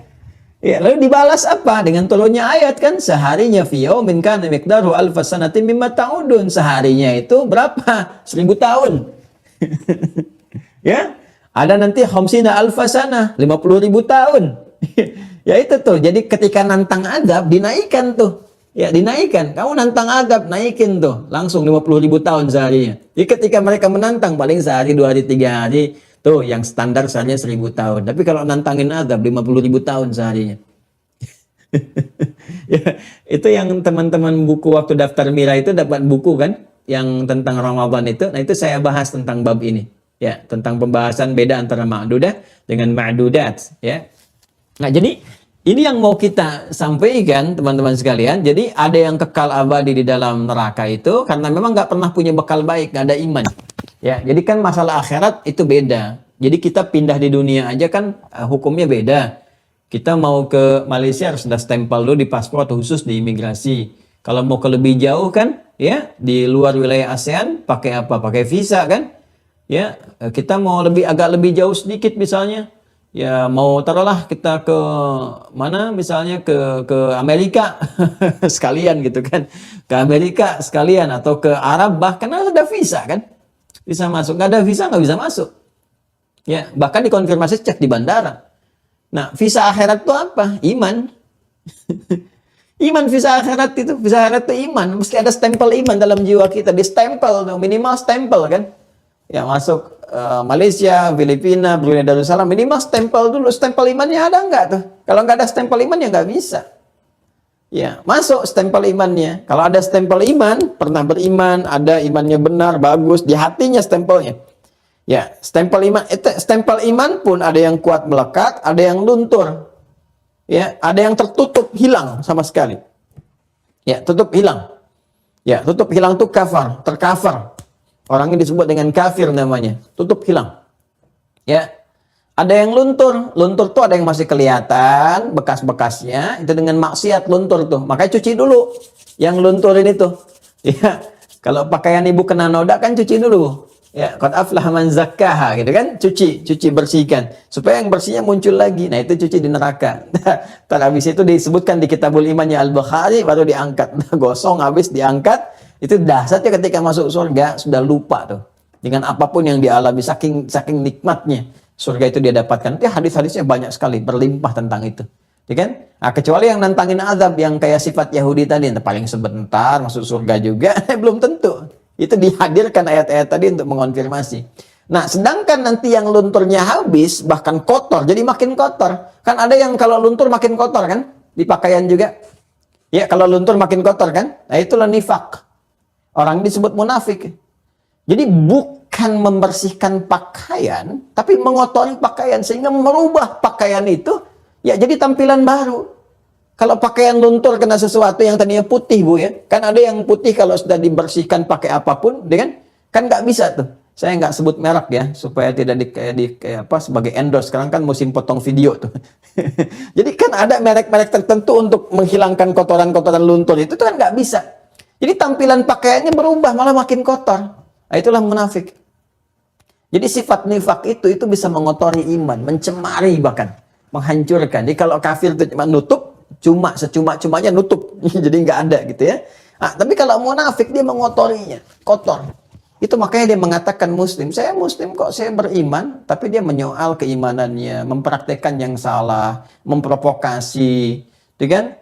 Ya, bukan menampilkan keimanan dia dengan menunjukkan dia ibadah, dia ke masjid, bukan. Tapi dia bangga menampilkan, nih saya pergi ke tempat ibadah orang lain, saya beribadah juga, saya nyebut Tuhannya dia, saya begini, saya begitu. Itu nifak namanya. Ya, lantas apa pengaruh iman pada dirimu? Lantas di mana imanmu pada saat itu gitu kan? Mesti beda. Kita diminta menghormati, jangan mencela orang lain, menghormati apa yang mereka kerjakan. Gak boleh merusak tempat ibadah orang lain, ya. Menghormati keyakinan itu, toleransi tertinggi itu dengan mendiamkan, sudah masing-masing. Itu tingkat toleransi tertinggi. Lakum dinukum waliyadin la ikraha fiddin. Nah, tapi yang terjadi apa? Dia kotori semua. Nah, itu nifak. Itu masuk neraka jahanam, dekrak yang paling dasar. Ya, di An-Nisa ayat 145 itu kan, innal munafiqina fi darkil asfali minan nar. Dia orang-orang munafik itu keraknya, di kerak terdalamnya. Ya kan? Nah, nanti setelah itu dikumpulkan dengan orang-orang kafir, masukkan. Itu yang di Al-Baqarah di ayat 140. Innallaha jami'ul munafikin dulu wal kafirina fi jahannam jami'a. Masuk semuanya. Ya, di gambaran seperti itu yang telah kita sebagian besar telah kita ulas. Nah, ini gambaran umumnya. Gambaran umum. Jadi ini indah nih kitabnya ini. Nyampaikan highlightnya dulu. Masya Allah highlight. Highlightnya dulu tuh. Ya habis, dunia habis, hancur semuanya, sehancur-hancurnya gitu kan. Nanti setelah itu dibangkitkan, bangkit kumpul, dihisab, proses hisab selesai. Nanti mana ujungnya nih? Ini yang mendapatkan nikmat, dapatnya jannah, surga, klasifikasi begini berdasarkan amal solehnya. Kemudian yang jelek akan begini, ada 3 bagian, sama yang tertutup disebut dengan kafir, kan? Ada yang kemudian luntur karena perbuatan kotornya dan tidak sempat bertobat untuk mengedit, kan? Semua yang pernah dia kerjakan nggak sempat taubat, akhirnya harus dibersihkan dulu karena dominan kejelekan dia. Ada yang sama sekali munafik, merubah tampilan dia, masuk juga kekal di neraka dengan keadaan yang paling buruk, gitu kan? Nah, semua itu puncaknya pada akhirnya. Nah, itu gambaran umumnya. Nah, sekarang yang paling menarik adalah ihtimamul Quran bitaqriril iman bihadzal yaum. Nah, ini. Jadi sebelum sampai kepada detil, kita diminta untuk mengonfirmasi keyakinan dulu pada diri kita. Yakin dengan kuat, dengan sungguh-sungguh terhadap highlight apa yang tadi disampaikan. Makanya tadi saya katakan di awal, di Al-Baqarah ayat keempat tuh di ujung, bil akhirati hum yuqinun. Mesti yakin tuh dengan gambaran suasana itu. Maka untuk menguatkan keyakinan kita itu supaya ini benar akan terjadi seperti yang dulu pun nyata, yang sedang berlangsung pun dikonfirmasi, yang akan datang pun pasti terjadi. Ya, supaya benar-benar menguat pada jiwa kita kan ditanya nanti kalau kamu dihisab, ini mau pilih yang mana nih? Kan secara umum warnanya udah dijelaskan. Kalau baik ke sini, kalau jelek begini. Stempel imannya mesti ada. Bekal utamanya iman, stempel, karena beda tempat, ya beda karakter, beda keadaan, beda bekal, beda hukum. Di dunia pindah tempat sedikit beda hukum, dari dunia pindah ke alam kubur waiting room beda hukum juga, keadaan sama, dimensinya berbeda, bekal dunia nggak bisa dibawa, sehingga kita katakan telah meninggal dunia, artinya juga meninggalkan semua bekal-bekal dunia. Alam kubur pun akan beda dengan akhirat, lain lagi dimensinya. Suasananya akan berbeda. Nah, bekal pertamanya stempel iman. Ya, stempel iman. Wabasyiril ladzina amanu, iman dulu baru wa amilus salihat. Baru dapat annalahum jannatin tajri min tahtihal anhar. Al-Baqarah ayat 25. Nah, karena memang ini bekalnya keimanan untuk akhirat ini, stempel pertamanya iman, ya, dan iman itu mesti yakin kuat untuk distempelkan, kuatkan pada jiwa kita, butuh simpul untuk menguatkannya. Karena itu banyak di dalam Al-Quran kata-kata yaumul akhir bersanding dengan kata iman. Untuk menunjukkan stempel iman itu penting, kita mesti yakin, mesti kuat. Karena itu di sini kemudian muallif, ya di Syekh Sabiq, ya Syekh Sabiq dalam kitabnya Al-Aqaid Al-Islamiyah yang ini, itu meneruskan babnya ihtimamul Quran, perhatian Quran yang sangat dalam bitaqriril iman bihadzal yaum, untuk menetapkan iman terkait dengan hadirnya peristiwa ini yang disebut dengan yaumul akhir. Ya, perhatian Quran yang dalam untuk menetapkan iman, menghadirkan keyakinan yang kuat bihadzal yaum terhadap kejadian yang akan berlangsung, ya, dalam momentum ini, artinya yaumul akhir. Nah, ini yang tadi saya maksudkan. Ya, jadi Al-Quran pun mensupport kita supaya apa? Supaya terus menghadirkan keyakinan ini pasti akan terjadi, pasti akan terjadi. Bapak Ibu, saya gambarkan gini lah ya.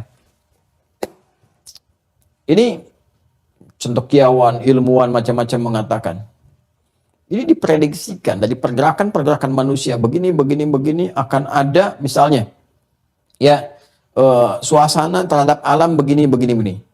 Manusia mengeksplorasi hutan berlebihan. Ini kemungkinan besar Ini akan terjadi perubahan-perubahan iklim. Ya, mungkin banyak potensi banjir. Ini akan ada pemanasan, karbon yang berlebihan akan menimbulkan seperti ini. Ya, terus akan ada pengaruh kepada cuaca begini.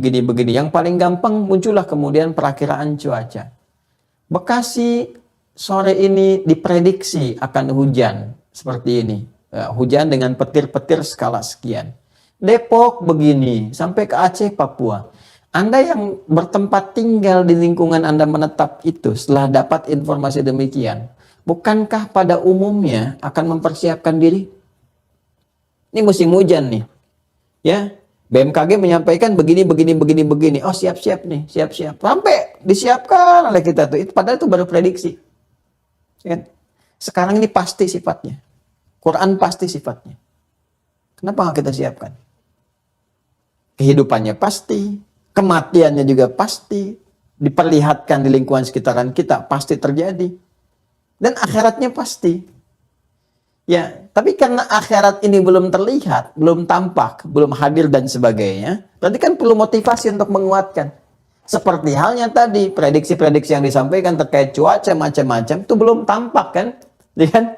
Tapi disampaikan begini-begini, siap-siap ya. Apalagi kalau kita tinggal atau sempat saya ke luar negeri. Ya, saya pernah kalau dalam situasi yang normal tuh nggak pandemi apa, kita ke Jepang, lihat tuh kan. Terus beberapa tempat yang lain tuh kalau sudah ada perkiraan cuaca hujan, semua bawa payung. Boom. Anda bisa bayangkan. Ini yang udah pasti, sangat pasti. Al-Quran pasti sifatnya, mutlak, hak. Semua sifat kebenaran disebut dengan hak. Pasti akan terjadi. Nah sekarang, kalau sifatnya sudah pasti, tapi karena kita ada kegiatan-kegiatan dunia yang kadang melalaikan, artinya butuh apa? Butuh motivasi. Karena itulah kemudian di Quran sering disandingkan kata yaumul akhir dengan iman. Iman.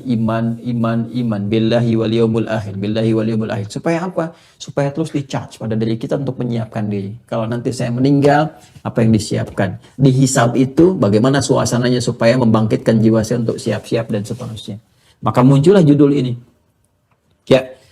Wal Qur'anu yahtamu ihtimaman balighan bi taqriril iman bi hadzal yaum. Ya, kita baca ke bawahnya.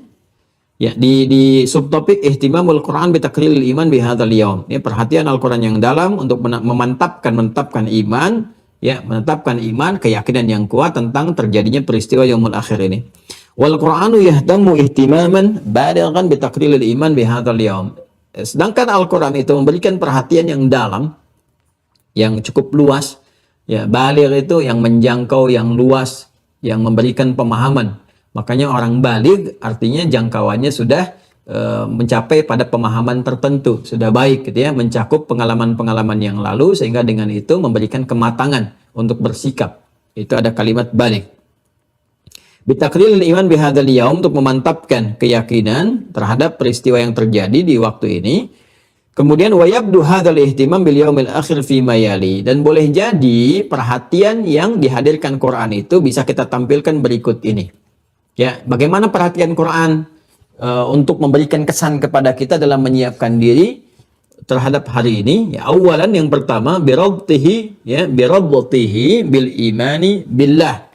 Ya, dengan menyandingkan peristiwa yaumul akhir itu dengan keimanan kepada Allah. Seperti kita meyakini Allah tanpa ragu, ya, menuhankannya, menyembahnya, ya, seperti itu pula keyakinan kita, ya, untuk menetapkan hari akhir itu pasti terjadi karena memang itu bersumber dari Allah semua informasinya. Ya, jadi imani, yakini tentang yaumul akhir, simpul kelima ini, kejadiannya, peristiwanya, ya sama persis seperti kita meyakini Allah, mengimani Allah. Karena memang semua ini bersumber dari Allah informasinya.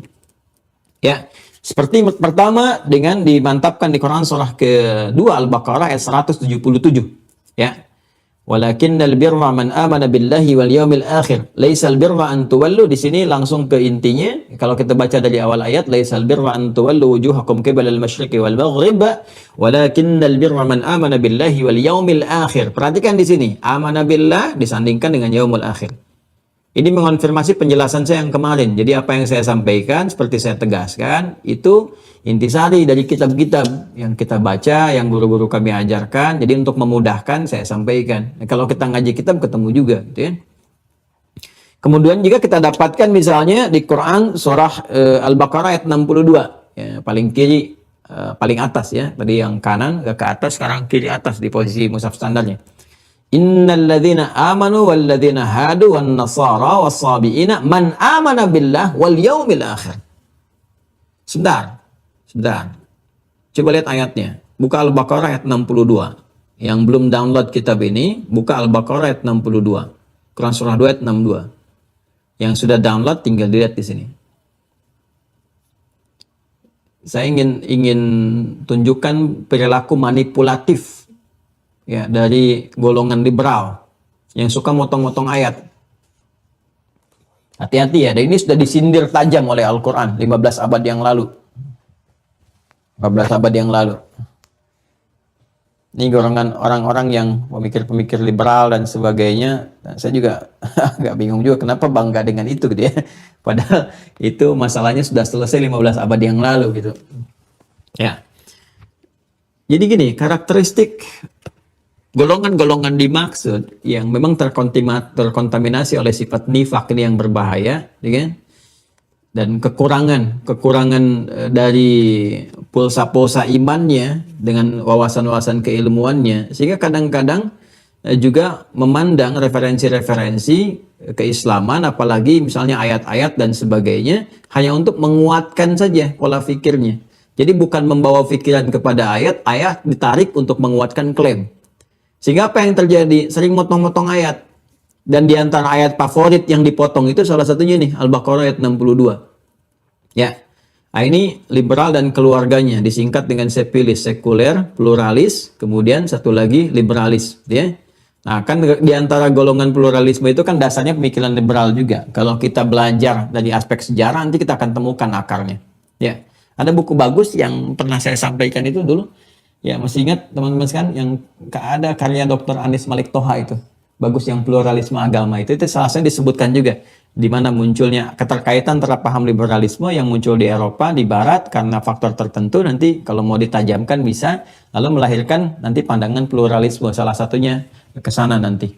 Ya, dan nanti detailnya ada juga begawan pemikir kita namanya Dr. Syamsuddin Arif tuh. Ini punya buku bagus namanya Diabolisme Pemikiran.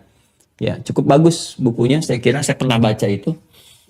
Nah, yang paling menarik kita kembalikan nih, ya. Jadi ada ayat favorit yang diklaim oleh kalangan orang-orang ini wawasan ya, pengayaan sedikit sekali dengan mengatakan semua agama sama. Dalilnya di Al-Qur'an ada. Dia potong deh ayatnya. Ya, sampai mana? Dia bacanya setengah aja. Innalladzina amanu walladzina hadu wan nasara was-sabiin. Sampai situ aja. Ya kan? Dia nggak teruskan tuh. Yang paling dahsyat, tengahnya diputus, ujungnya disambungin lagi. Ya. Lahum ajrum falahum ajrum inda rabbihim wala khaufun 'alaihim wala hum yahzanun. Ataupun dia baca ayatnya sempurna, tapi maknanya dia putus. Mangahnya dia hilangkan. Ini buktinya katanya. Innalladzina amanu, sungguh orang-orang yang beriman itu orang Islam. Walladzina hadu, orang Yahudi. Wan nasara, orang Nasrani. Wasabiin, ya penyembah benda-benda, itu kan bintang gemintang dan sebagainya. Ya, sabiin itu nanti menyembah benda-benda. Kalau kita sebutkan sekarang misalnya animisme ya atau gerakan atau dinamisme yang bukan samawi sifatnya, ardi. Ya, benda-benda macam-macam lah, ada yang di langit dan di bumi dan sebagainya. Ya, tapi man amana billahi wal yaumil akhir wa amila shalihannya dia potong. Atau terutama man amana billahi wal yaumil akhir dia potong. Langsung wa amila shalihah. Sepanjang bisa berbuat baik. Yang penting berbuat baik. Orang Islam baik, gitu kan? Yahudi baik, Nasrani baik, ya, Sabiin juga baik. Yang penting baik. Ya, falahum ajruhum inda rabbihim wala khaufun 'alaihim wala hum yahzanun. Masuk surga juga. Ini sering dipotong-potong sampai sini. Yang penting baik. Lalu dikemas tuh kata-katanya. Ya, buat apa beriman tapi nggak baik? Ya kan? Masa sih ada orang Islam yang jahat begitu saja, beriman tapi ada kejahatan yang besar, masih masuk surga juga, sementara yang beriman kelihatannya baik-baik gitu kan, masuk neraka. Pernah nggak dengar yang seperti itu? Jadi kemas-kemas tuh, jadi ngambilnya dipotong-potong. Dia hilangkan kemudian terjemahan maknanya dari man amana billahi wal yaumil akhir, dia langsung lompat aja. Yang penting berbuat baik, dapat surga, dan tenang hidup di dalamnya. Di sini langsung dibangun konsepsi semua agama sama. Menuju pada Tuhan yang sama, cuman caranya beda-beda. Tuh, penyakitnya datang tuh. Dia ngambil dari semua agama sama. Buktinya apa? Innalladzina amanu walladzina hadu wan nasara was-sabiin. Itu kan agama-agama yang ada katanya sekarang. Ya. Muslim, Yahudi, Nasrani, ya Islam, Yahudi, Nasrani, kemudian juga agama-agama ardi yang ada, gitu kan? Setelah itu apa? Yang penting berbuat baik. Bukankah ini yang berfirman Allah, Tuhannya sama? Jadi caranya beda-beda menuju Tuhan yang sama. Dapatnya sama juga kalau berbuat baik. Kita bisa bayangkan, kelihatannya bagus, padahal menyesatkan. Padahal menyesatkan. Ya, kenapa? Karena ada bagian tertentu yang dia potong di sini. Man amana billah. Sekarang lihat sini, saya kasih kepada Anda satu pernyataan ya. Siapapun, orang Malaysia, orang Amerika, Saudi Arabia, ya kan? Orang Mesir, siapapun, orang Malaysia, Amerika, Saudi Arabia, orang Mesir, boleh masuk ke Indonesia dan menikmati segala hal yang ada di Indonesia. Boleh ke pantainya, ke gunungnya, dapat emas-emasnya, dan sebagainya. Asalkan dia punya visa. Ya, dan mau bekerja keras di Indonesianya. Asalkan dia punya visa, ya, dan mau bekerja keras dengan baik di Indonesianya. Sekarang saya tanya, apakah semua orang-orang tadi bisa mudah begitu saja dapat kenikmatan di Indonesia? Kalau dia nggak punya visa dan nggak bekerja keras dengan baik di Indonesianya, dapat nggak? Tidak kan? Dan dia harus punya visa dulu kan? Punya visa dulu, mau baik dulu di Indonesianya, berbuat baik, bekerja, dapat izin dan sebagainya, baru dapat hal-hal yang tadi dijanjikan. Jadi syaratnya apa? Dia harus punya visa dulu, syarat dasarnya, izin masuknya, kan? Ya, dan seterusnya. Nah, ini ada yang hilang dari pemaknaan tadi. Man amana billahnya dihapuskan. Sepanjang semua itu, semua orang tadi mau beriman kepada Allah. Indah sekali. Nih. Innal ladzina amanu, sungguh orang-orang yang beriman itu, orang Islam. Wal ladzina hadu, orang Yahudi, baik orang Islam, orang Yahudi, wan nasara, orang Nasrani, gitu kan? Wasabiin, dan penyembah-penyembah bintang-bintang atau benda-benda. Siapapun yang berkehidupan di muka bumi ini, baik orang Islam, Yahudi, Nasrani yang menyembah bintang-bintang dan sebagainya, man amana billah, sepanjang mereka semua mau beriman kepada Allah. Itu syarat pertamanya. Artinya apa? Yahudi kalau sudah beriman jadi Muslim. Nasrani kalau beriman jadi Muslim, ya kan? Kemudian apalagi Sabiin kalau beriman jadi Muslim, karena syarat Islam itu asyhadu an la ilaha illallah, iman dulu. Jadi ini bahasanya bahasa indah, makanya baca Al-Quran terus pakai ilmu. Harus belajar. Karena di situ ada nahunya, sarafnya, balaghahnya, ada ma'ani, bayan, badi'nya, ada macam-macam turunannya. Jadi sastranya tinggi sekali. Untuk membaca itu mesti ada keterangan. Lihat dari Nabi keterangan bagaimana. Ulama menyampaikan seperti apa. Ya, ini sangat luar biasa. Kalau mau yang paling simpel, gampang. Qul huwallahu ahad, baca yang pendek. Kan? Pahami itu dengan baik. Jadi ini bahasa yang sangat jelas sekali. Siapapun, bahasa gampangnya, siapapun yang mau beriman kepada Allah, lalu membuktikan komitmen imannya dengan beramal soleh dan meyakini semua itu akan dipertanggungjawabkan di hari akhir. Jadi selain ada keterkaitan dengan pembahasan kita tentang penyatuan antara iman dengan iman kepada Allah dengan hari akhir, ya, yakin pada hari akhir seperti kita meyakini Allah, ini juga saya sedikit melakukan pengayaan untuk menerangkan kepada teman-teman semuanya tentang syubhat, ya, atau hal-hal yang dibangun untuk mengurangi atau mereduksi keimanan kita dalam keislaman kita oleh pemikir-pemikir, ya bukan pemikir sebetulnya, tapi kalau berpikir itu keluar hal-hal positif itu kan, ya, oleh orang-orang yang mencoba mengganggu keimanan kita sehingga mereduksi nilai-nilai keyakinan kita kepada Allah dan menghambat kita menghadirkan nilai keislaman yang paripurna dengan mengambil konsepsi tadi. Jadi ada sebagian makna yang direduksi di situ, ya, ada sebagian makna yang tidak dijelaskan sepanjang mau beriman kepada Allah, artinya menunjukkan sifat keislaman, kepatuhan. Baru dengan keislaman, keimanan itu akan mendapatkan jaminan kebaikan si Allah Subhanahu wa Ta'ala. Ingat ya, ini di persepsi keislaman. Jadi kita sedang bicara, makanya kita belajar tauhid untuk menguatkan keyakinan kita. Tapi ini pun, awas, tidak mengurangi penghormatan kita dalam keyakinan yang diyakini oleh pemeluk-pemeluk agama lain. Ya, itu ini konsepsi penguatan keyakinan. Jadi kita meyakini semua pemeluk agama itu harus meyakini yang diyakini itu paling benar. Kalau tidak, kenapa memeluknya? Dengan Nah, dalam Islam kita meyakini di Islam itu yang paling benar dan bisa diriset. Kalau ingin membuktikan silahkan, baik kitabnya, rasulnya, ajarannya silahkan riset dan tidak memaksa sifatnya. Lakum dinukum waliyadin. Tapi kalau sudah meyakininya, implementasikan dalam kehidupan dan harus pegang itu yakini. Kenapa kita peluk Islam? Karena merasa Islam yang paling benar. Yang lain memeluk keyakinan masing-masing karena merasa itu benar menurutnya. Ya, akhirnya apa? La ikraha fiddin, itu paling indah. Lakum dinukum waliyadin. Silakan yakini apa yang diyakini, kita pulang kepada Allah, kepada Tuhan kita, ini kan, dengan membawa konsekuensi masing-masing. Nanti kita lihat siapa yang nyata kebenarannya di situ. Tapi di dunia ini kita bisa riset, delay. Ada waktunya sebelum terlambat, sebelum pulang menuju Allah. Ya, yang paling bahaya ada paham baru. Mengatakan keluarkan dulu keyakinannya, kita harus objektif, berada di luar ruang itu dulu, sehingga kita bisa menatap kebenaran dengan lebih luas. Ya, ini intoleran yang paling tinggi. Jadi paham sekuler, paham liberal, paham pluralis, itu paham intoleran yang paling tinggi. Kenapa? Karena mengharuskan manusia, kita ini keluar dari keyakinan kita dulu. Terus ikut keyakinan dia. Apa keyakinan dia itu? Semua agama sama. Jadi dia bikin paham baru namanya semua agama sama. Menuju pada Tuhan yang sama. Dikelola oleh dia, mengeluarkan kita dari keyakinan, suruh masuk kepada keyakinan dia. Ini intoleransi yang paling tinggi. Yang paling tinggi, sifat intoleran yang paling tinggi. Ya, tidak toleran artinya. Hati-hati, bahaya. Tapi menariknya sering mengemas kata-kata dengan tagline-nya toleransi. Kan jargonnya gitu, toleran, toleran. Tapi dia sendiri tidak toleran.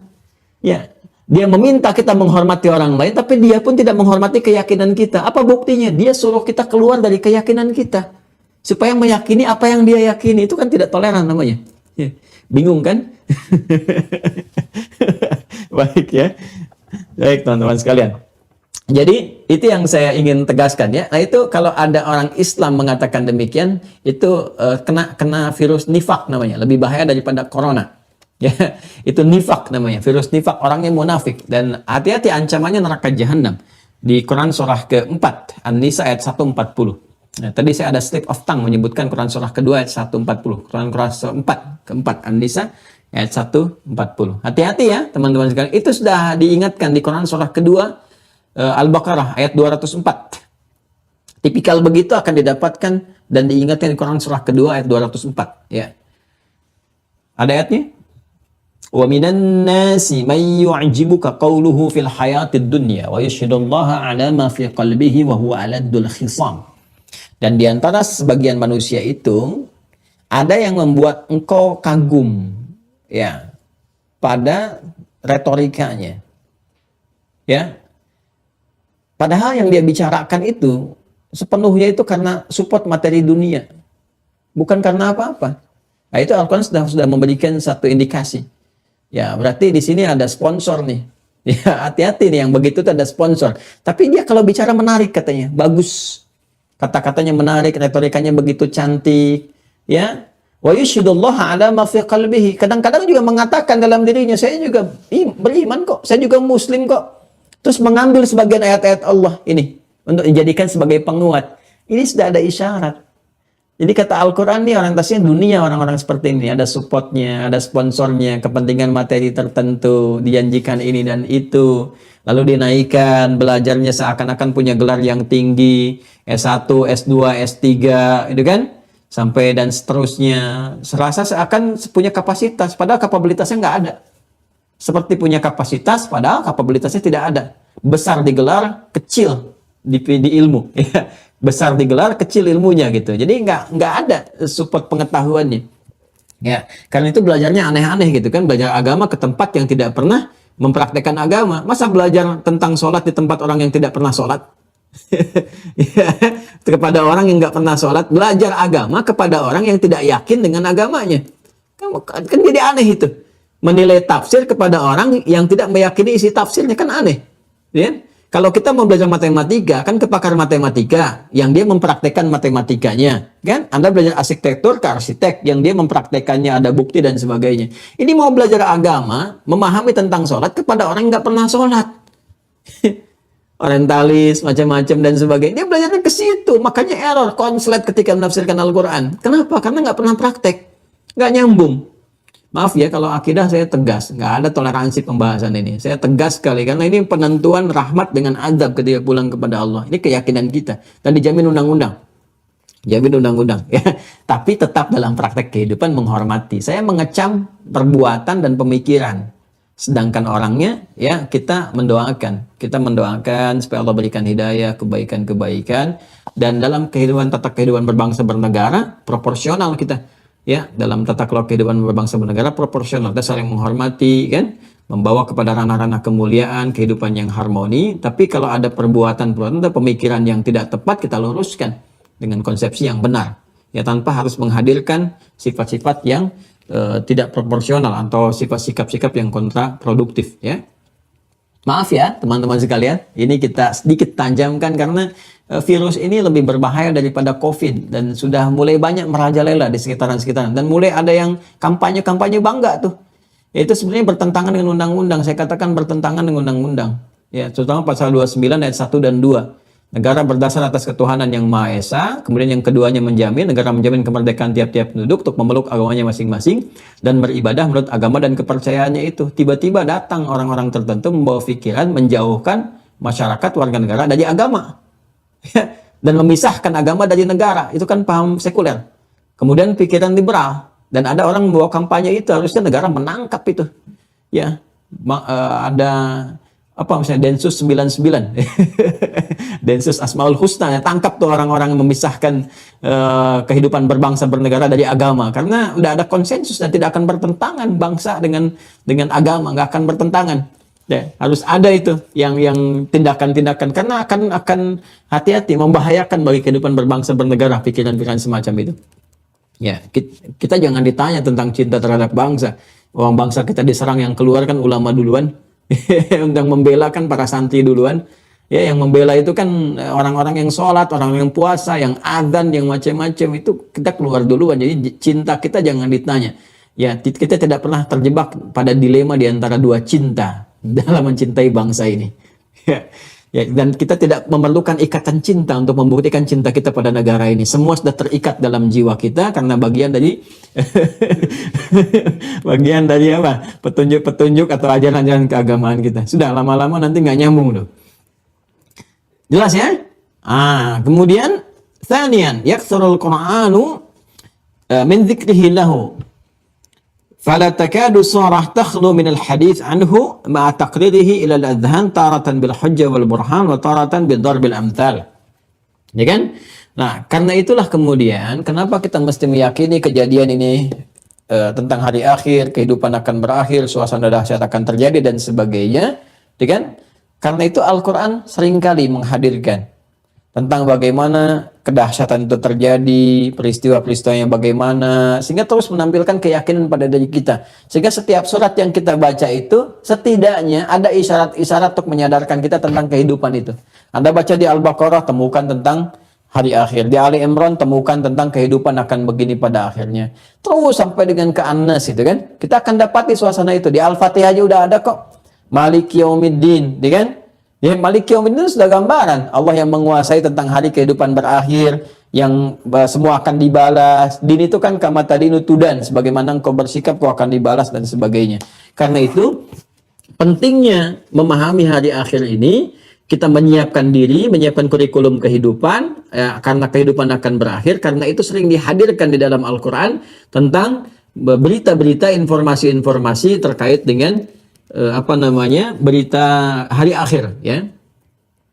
Tsalitsan, ya ini bagian yang ketiganya, annal mutatabbi' li ayatil Qur'an yajidu annahu dengan wada'a li hadzal yaum asma'a katsirah. Nah ini ya yang mengantarkan kita pada puncak bahasan.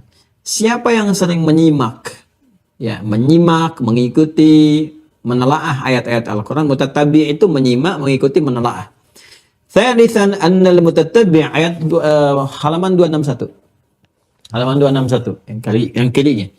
Tsalitsan yang ketiga, annal mutatabbi' li ayatil Qur'an, orang yang seringkali meneliti, menyimak, mengikuti ayat-ayat Al-Qur'an, yajidu annahu, gitu kan, mendapati bahwa sesungguhnya, gitu kan, wada'a li hadzal yaum asma' katsira. Allah Subhanahu wa taala, gitu kan, memberikan penamaan yang banyak untuk peristiwa Yaumul Akhir itu.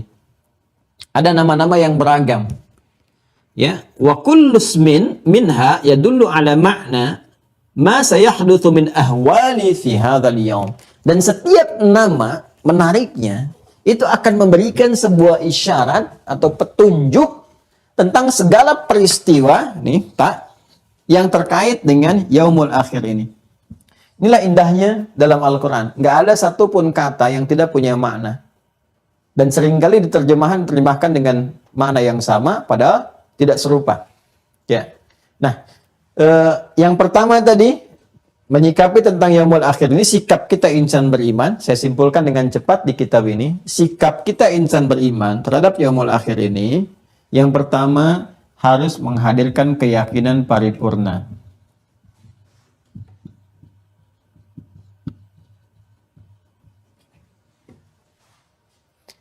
Sehingga dengan keyakinan paripurna ini, kita bisa membuat sebuah kurikulum hidup sebagai persiapan menuju suasana hari akhir ini. Ada apa di sana, seperti apa, dengan yakin betul, baru kita kerjakan. Anda kan kalau yakin saya akan live sekarang, Anda pasti persiapan kan? Nyiapkan Zoom-nya, nyiapkan macam-macamnya, nyiapkan. Karena kenapa? Yakin. Kalau nggak yakin, paling ustadznya nggak ada hari ini. Kelihatannya kemarin mau buru-buru, tuh kan? Tuh, pakai batik begitu, pasti sebentar kajiannya. Udah nggak usah lama-lama, dia mau pergi lagi kayaknya. Karena nggak yakin paripurna. Tapi kalau paripurna Anda siap aja terima sampai jam berapa kita selesai, kan?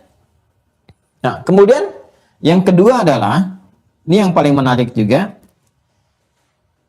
insan beriman harus rajin mengkaji Al-Quran, karena setiap kali kita membaca surah, itu ada motivasi-motivasi penyiapan kurikulum menghadapi kehidupan hari akhir.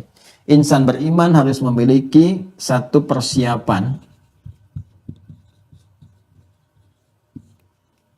dan motivasi positif, kan? Terkait dengan yaumul akhir. Karena itulah di setiap surah dalam Al-Quran, Allah sering singgung tentang namanya yaumul akhir disandingkan dengan kata iman, ya, bahkan dengan kata keyakinan, lalu persiapan kita bagaimana dan seterusnya. Yang ketiga, konsekuensi dari sini, dari yang kedua ini, kita kan akan bertanya, memang seperti apa keadaannya ya Allah, ya kan? Bagaimana situasinya supaya saya bisa menyiapkan, supaya saya punya motivasi, dan supaya saya mengetahui dengan paripurna supaya menghadirkan keyakinan. Karena 1, 2 ini konsekuensi yang ketiganya berarti harus ada penjelasan dari Allah seputar hal yang kita harus siapkan itu. Maka Allah menampilkan beragam nama. Beragam nama. Yang dengan ragam nama ini menghadirkan aneka makna yang terkait dengan peristiwa-peristiwa yang ditanyakan seputar yaumul akhir. Maka muncullah nama-nama ini, yang dari nama itu ada isyarat kejadian-kejadian dimaksud, lalu didetilkan dalam Al-Quran apa yang dimaksud dengan nama-nama itu. Contoh, kita akan temukan misalnya, selain yaumul akhir, disebut juga dengan yaumul ba'thi.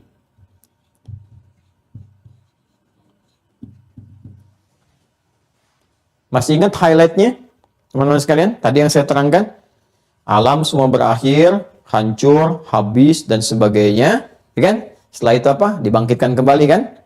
Ya kan? Setelah itu dikumpulkan, dan seterusnya. Nah, ini nanti ada nama-namanya. Setiap detil perpindahan peristiwanya, itu digambarkan dalam bentuk nama-namanya. Di antaranya saya contohkan cepat. Yaumul Ba'thi. Yaumul Qiyamah.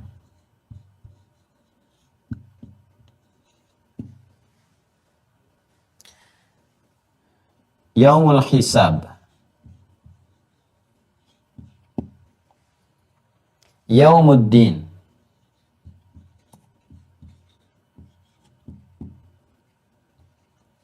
Ya. Saya berikan 4 dulu ya. Setelah itu nanti kita detilkan. Ini pun ada detilnya lagi. Nanti yaumul qiyamah disebut nanti waktunya dengan sa'ah, kan? Dan sebagainya. Nanti ini juga ada yaumul fathi, yaumul jaza, dan seterusnya. Ini semua terkorelasi dengan ini semuanya. Perhatikan. Yaumul ba'thi, yaumul qiyamah, yaumul hisab, yaumuddin. Ini diantaranya. Ya, kita baca cepat di kitab. Kita punya 5 menit untuk mengakhiri.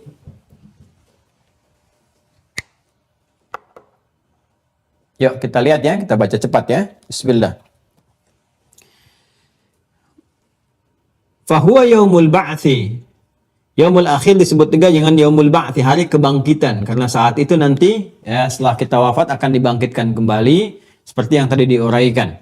Di sini ditemukan nanti di Quran surah Ar-Rum ayat ke-56. Surah 30 ayat 56. A'udzubillahi minasyaitonir rajim. Wa qala alladziina utul 'ilma wal iman laqad labithtum fi kitabillahi ila yaumil ba'tsi. Yaumil ba'tsi ada di situ, kan? Fa hadza yaumul ba'tsi walakinnakum kuntum la ta'lamun.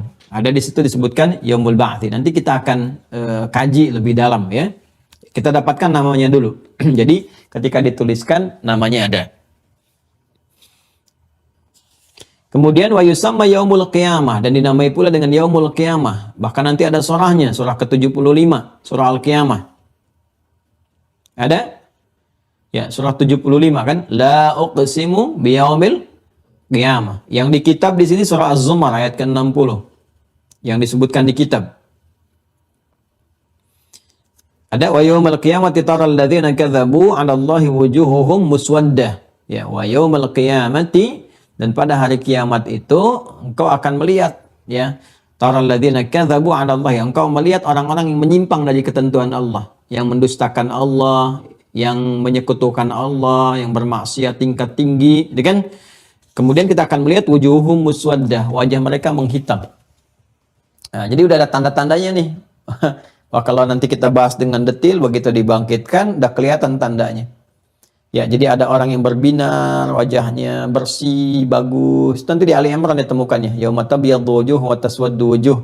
Ya, jadi kalau kita baca dari ayat 105 sampai dengan 109, paling kanan kan agak mau ke bawah sedikit ya. Setelah wal takum minkum ummatun, ayat yang ke-104, nanti 105 sampai 109 kita akan temukan rentetan peristiwa yang menggambarkan keadaan wajah orang saat dibangkitkan. Yauma tabyaddu wujuh wa taswaddu wujuh. Kan fa ammal ladzina swaddat wujuhum akafartum ba'da imanikum, kan? Nah, jadi nanti ada orang-orang yang kufur, yang menyimpang, begitu dibangkitkan wajahnya kelihatan menghitam. Ada yang putih, bersih ya dan sebagainya. Tapi poinnya adalah di sini di surah Az-Zumar itu yang ayat 60 disebutkan tentang hari kiamatnya. Surahnya surah 75 surah Al-Qiyamah. Ya, adapun Az-Zumar itu disebutkan ayat menunjuk kata yaumul qiyamah, bahkan disebutkan nanti dengan nama surah Al-Qiyamah. Kita hanya ingin mengonfirmasi apa yang dituliskan. Kita belum menjelaskan detailnya. Ya. Wa yusamma sa'ah, disebut juga dengan as-sa'ah. Ya, sa'ah yaumul akhir ini waktunya menunjuk kepada waktu disebut dengan as-sa'ah. Kebangkitannya yaumul ba'ats, ya kan?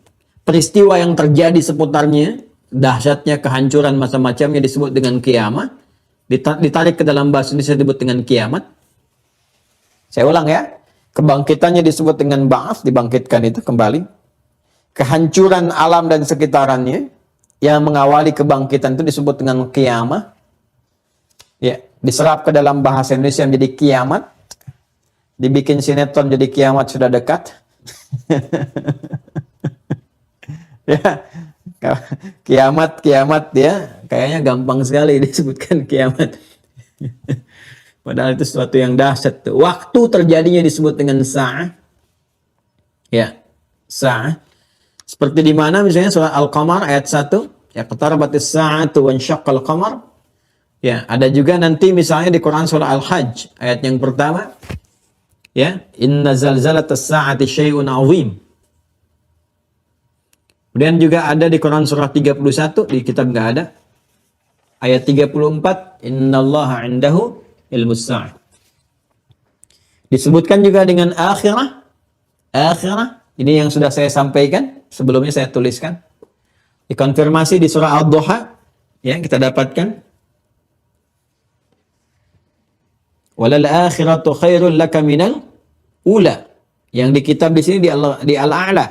Al-A'la ayat 16 sampai 17, ya. Bal tu'thirunal hayatad dunya wal akhiratu khairum wa abqa. Kenapa ada orang yang sering loba tentang dunianya? Kalian begitu fokus dengan dunia, kan? begitu merasa hebat, bangga, padahal semua itu akan sirna, hancur, karena dunia sifatnya fana, sedangkan akhirat kekal.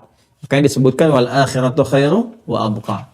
Wa yusamma yaumuddin, disebut juga dengan yaumuddin. Ad-din, itu saya tuliskan yaumuddin. Quran surah pertama Al-Fatihah ayat keempat, Maliki yaumiddin. Apa artinya ad-din? Awas, din artinya agama, agama artinya ad-din, din artinya Islam. Dalilnya inna dina indallahil Islam, din. Ini ada kaitan-kaitan sedikit sekali saya detilkan, kurang lebih 2 menit lah ya. Kalau kurang maafkan, kalau lebih ya itulah nasibnya. Ad-din itu teman-teman sekalian, ya, ini akarnya banyak, akarnya banyak. Bisa nanti terkait dengan kata dana, kata kerjanya dana yadnu dunuan, ya, huwa danin. Nanti sifatnya disebut dengan dunia, sesuatu yang dekat, rendah, gitu kan? Dekat, rendah, cepat. Karena itu kenapa Islam, ya, konsepsi kita beragama, frame-nya disebut dengan ad-din. Pernah saya terangkan waktu di awal esensi beragama.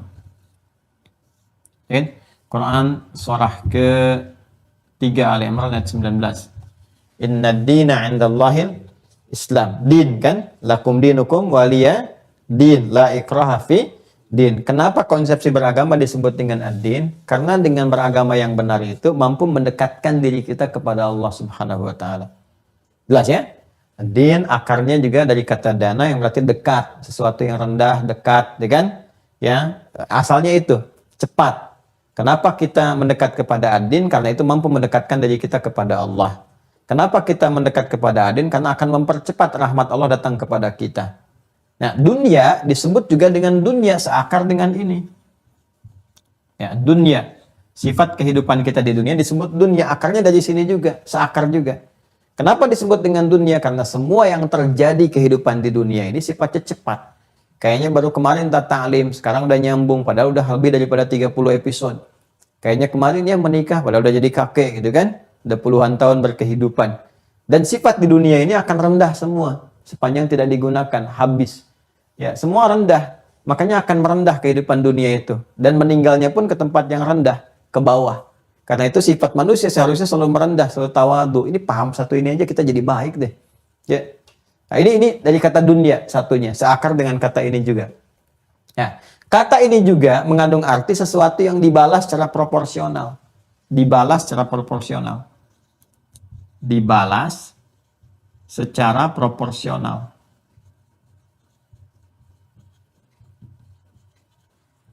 Ya. Sehingga kata din juga mengandung arti jaza, al-jaza. Pembalasannya disebut dengan jaza secara proporsional, konsepsinya disebut dengan ad-din. Karena itu orang Arab punya peribahasa kama tadinu tudan. Kama tadinu tudan. Sebagaimana engkau bersikap, seperti itu engkau akan dibalas. Kenapa konsepsi keislaman, keberagaman kita disebut dengan ad-din? Karena semua apa yang kita kerjakan dalam nilai keislaman, Allah akan balas. Kita sholat akan dibalas hasil dari sholat itu. Kita baca Quran akan dibalas. Pun demikian, ada orang melanggar pun dari tatanan keislaman akan dibalas juga. Karena di Islam kan perintah dan larangan. If'al wala taf'al. Jangan zina. Kalau ada yang berzina akan dapat balasan. Ya, kalau dia baik, mengerjakan sesuai dengan apa yang Allah kehendaki. Karena Allah disebut ihsan kan. Mengerjakan kebaikan karena Allah disebut dengan ihsan namanya. Anta'budallaha ka'annaka tarahu fa'ilam takun tarahu fa'innahu yarak. Demikian di hadis Muslim nomor hadis yang ke-8 itu kan. Ya di Al-Arba'in nomor hadis yang kedua tentang hadis ihsan. Maka kita temukan hal jazaa'ul ihsan illa al-ihsan fa bi ayyi ala'i rabbikuma tukadziban di Ar-Rahman itu. Jadi kalau baik akan dibalas secara proporsional dengan kebaikannya. Di surga mana ditempatkan, kebaikannya seperti apa. Itulah kemudian segala yang berlaku dengan makna ad-din. Siapa yang bisa mengontrol, menguasai, menetapkan hukum terkait ad-din ini? Allah yang menciptakan kita, yang kita sembah, Tuhan kita.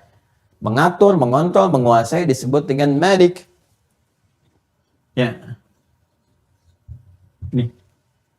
Baik dengan dibaca pendek, Malik, ataupun dibaca panjang, Malik keduanya. Maka kita ikrarkan setiap hari 17 kali dalam sehari. Maliki yaumiddin.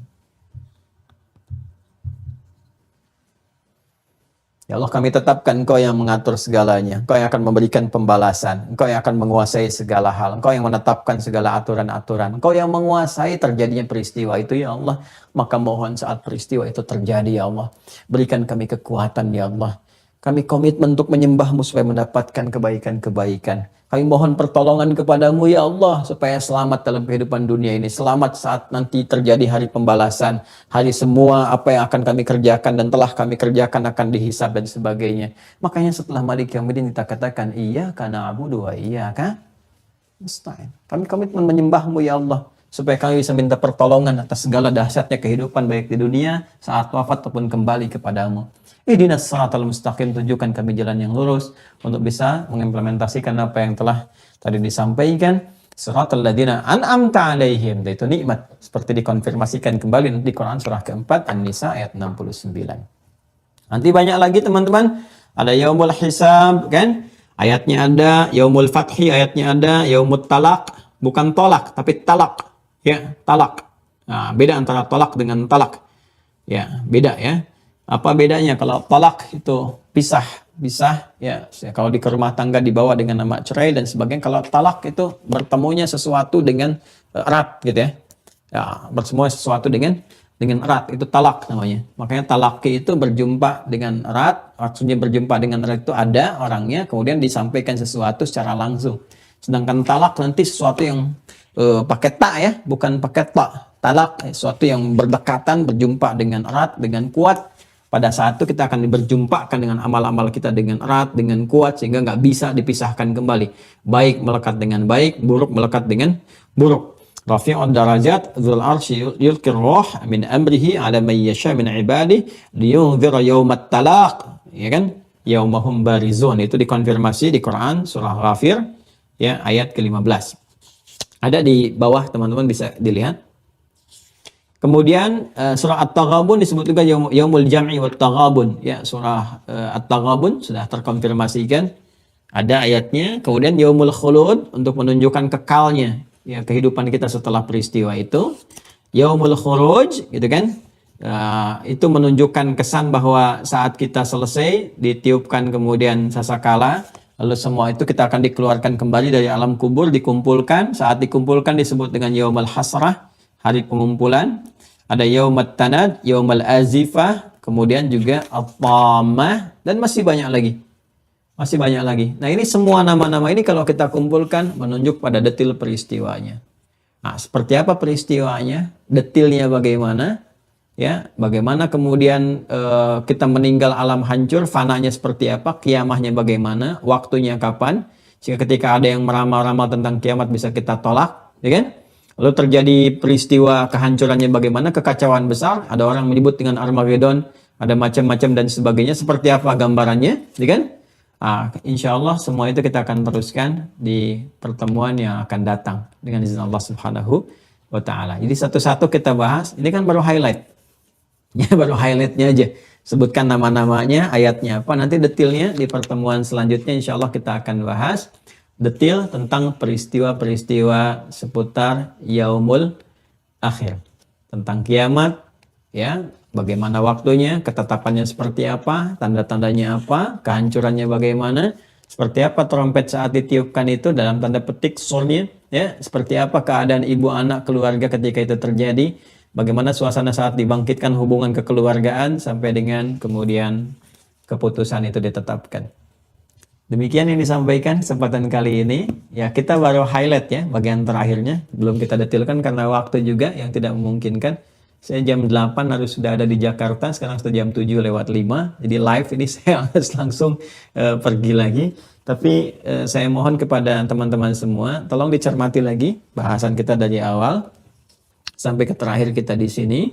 Ya, kemudian besok saya sempurnakan dulu ya, sempurnakan dulu. Kalau besok bisa tuntas selesai, kalau belum tuntas, kalau Allah kasih masih kesempatan ya, memberikan kesempatan pada kita untuk belajar, hari Selasa kita sempurnakan ya.